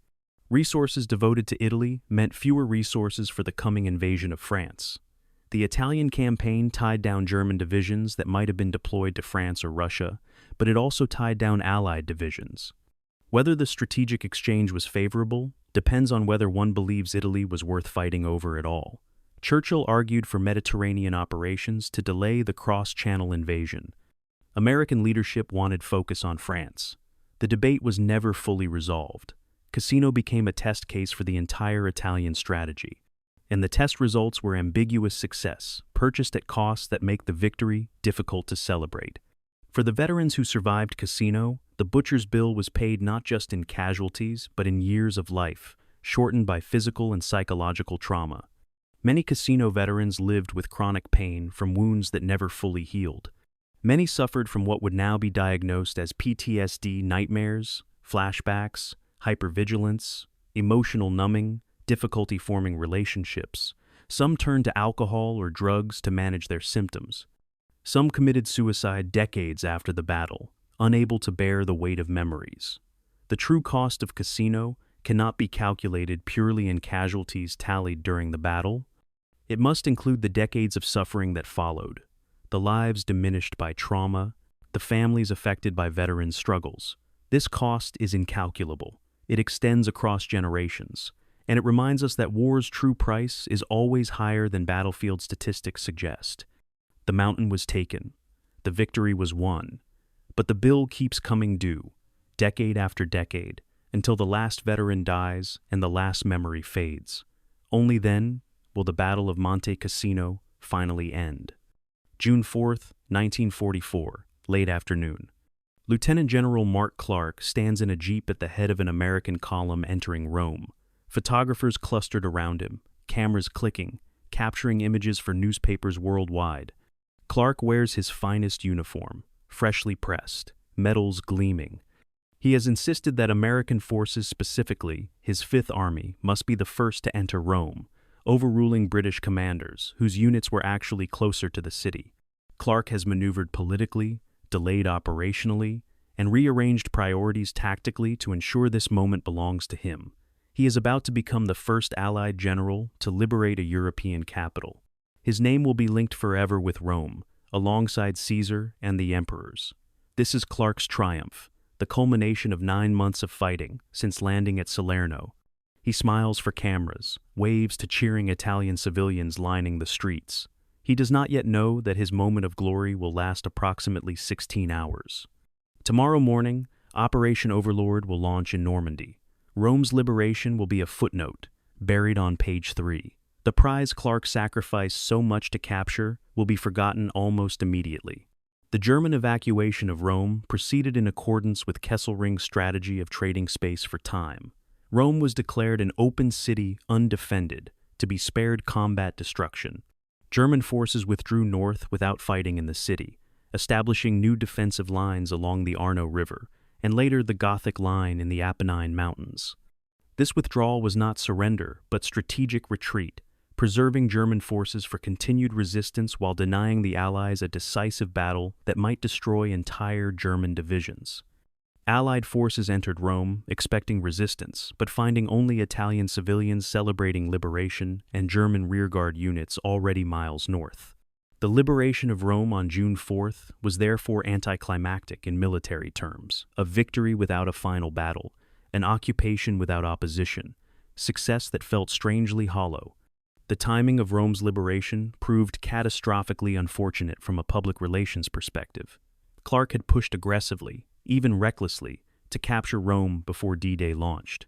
He understood that the invasion of France was imminent and wanted Rome's capture to occur first, ensuring the Italian campaign received maximum publicity. He succeeded operationally. Rome fell on June 4th. Operation Overlord launched on June 6th. But Clark miscalculated the media's reaction. The Normandy invasion dominated headlines worldwide. Every newspaper, every radio broadcast, every newsreel focused on France. Rome's liberation, which under other circumstances would have been front-page news for weeks, was relegated to secondary coverage. The soldiers who fought for 5 months at Cassino, who died in tens of thousands taking the Gustav Line, received barely a paragraph of recognition. Their sacrifice was acknowledged briefly, then forgotten as attention shifted to France. The political ramifications of Rome's capture were equally limited. Churchill had promised Stalin that Rome would fall before Overlord, demonstrating Western commitment to opening second fronts. That promise was technically fulfilled, but Stalin was unimpressed. He had always viewed Italy as a distraction from the main effort defeating Germany and France and Eastern Europe. Rome's capture did nothing to change Soviet strategic calculations. American political leadership was similarly underwhelmed. President Roosevelt released a brief statement praising the Fifth Army, but immediately refocused attention on Normandy preparations. The British public, more invested in Mediterranean operations, celebrated Rome's liberation, but with awareness that the real war was about to begin in France. Rome was a symbolic victory, politically important in abstract terms, but strategically meaningless. The Italian campaign would continue for another 11 months, grinding through mountains and rivers, consuming lives and resources, achieving little of strategic significance. For Mark Clark personally, Rome's capture represented both triumph and tragedy. He achieved his ambition. His name appeared in history books as the liberator of Rome. Photographs of Clark entering the city circulated worldwide. For a brief moment, he was the most famous American general in the European theater. But that fame proved shallow and short-lived. Within days, Eisenhower, Patton, Bradley, and Montgomery dominated headlines with Normandy coverage. Clark returned to relative obscurity, commanding the Fifth Army through the remainder of the Italian campaign, but never achieving the prominence he craved. Worse, his decision to prioritize Rome's capture over destroying German forces in retreat drew criticism. Some historians argue that Clark could have cut off German forces withdrawing from the Gustav Line, trapping tens of thousands and potentially shortening the Italian campaign. Instead, Clark directed forces toward Rome, allowing German divisions to escape and establish new defensive lines. Whether this criticism is fair remains debated, but Clark's reputation suffered, and he never received the accolades he expected for taking Rome. The soldiers who fought at Cassino experienced Rome's capture with complicated emotions. Many were pulled out of line before the final advance on Rome, replaced by fresh divisions that would enjoy the glory of liberating the city. The veterans of Cassino shattered divisions needing rest, refitting, and replacement watched from rear areas as other units paraded through Rome's streets. They felt pride that the breakthrough at Cassino made Rome's capture possible, but they also felt resentment that their suffering was overshadowed, their sacrifice acknowledged only briefly, then forgotten. Polish soldiers felt this particularly acutely. They had taken Monte Cassino at terrible cost, But Polish units were not given prominent roles in Rome's liberation. That honor went to American and British forces. The Poles remained in the Cassino sector, burying dead, occupying positions they had purchased with blood, while others enjoyed victory celebrations in Rome. The strategic situation in Italy after Rome's capture remained fundamentally unchanged. German forces established defensive lines north of Rome that would hold for months. The Allied advance continued, but at great cost. The Gothic Line battles in autumn and winter 1944 rivaled Cassino in intensity and casualties. The Italian campaign became a grinding attritional struggle with no end in sight. Resources, divisions, aircraft, supplies continued flowing to Italy, resources that might have been used in France or the Pacific. Churchill's Mediterranean strategy, which Cassino was supposed to validate, instead demonstrated its limitations. Italy proved to be a difficult terrain where Allied advantages in mobility and firepower mattered less than German advantages in defense and interior lines. The campaign achieved tactical successes, but strategic frustration, victory after victory, that led nowhere decisive. For Italian civilians, Rome's liberation brought relief, but not prosperity. The German occupation had been harsh forced labor, confiscation of resources, brutal reprisals against partisan activity. Allied occupation was gentler, but still challenging. Rome was overcrowded with refugees from the countryside. Food was scarce. Infrastructure was damaged. Allied military governments struggled to maintain order and provide basic services. Black markets flourished. Crime increased. Prostitution became widespread as Italian women sought to support families in a collapsed economy. The liberation that Romans celebrated in June turned sour by autumn as they realized their suffering had not ended with German withdrawal.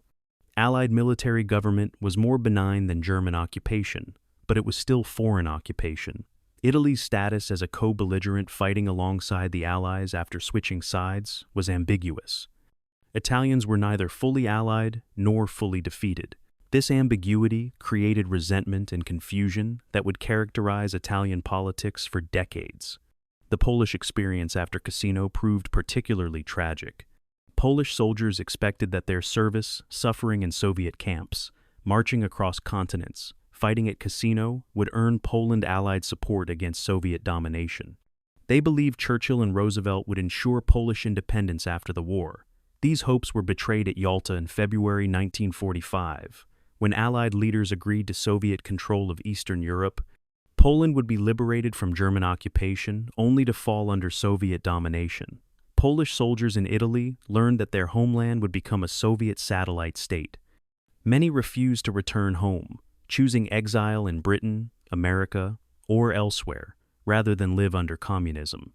The Polish cemetery at Monte Cassino became a symbol of this exile. Polish soldiers buried in Italy, unable to return home even in death, their sacrifice purchasing nothing for Poland's freedom. This bitter irony haunts Polish memory of the battle. They won at Monte Cassino, but lost Poland. The victory was real, but the prize was meaningless. By late June 1944, as the Italian campaign continued northward and attention remained focused on Normandy, the Battle of Monte Cassino faded from public consciousness. The soldiers who fought there were reassigned to new battles, promoted or demoted, transferred or discharged, integrated into the larger machinery of war that ground onward without pause. The mountain itself returned to something resembling peace. The guns fell silent. The ruins were cleared, bodies were buried. The Polish cemetery was formalized. The monastery reconstruction was planned. Local villagers began returning to rebuild destroyed homes. Life, in its resilient way, continued. But the mountain was changed. The landscape bore scars that would never fully heal: craters, bunkers, mine-infested slopes, and the memory of what happened there became embedded in the stone, in the soil, in the very air. Monte Cassino, which stood for 14 centuries as a symbol of peace and learning, would forever after be remembered as a battlefield. The prize: nobody wanted a destroyed monastery, a ruined town, a mountain soaked in blood, was all that remained of the most costly battle of the Italian campaign. And even that prize was forgotten within days, eclipsed by larger events, relegated to historical footnotes, remembered mainly by those who survived it and carried its weight for the rest of their lives.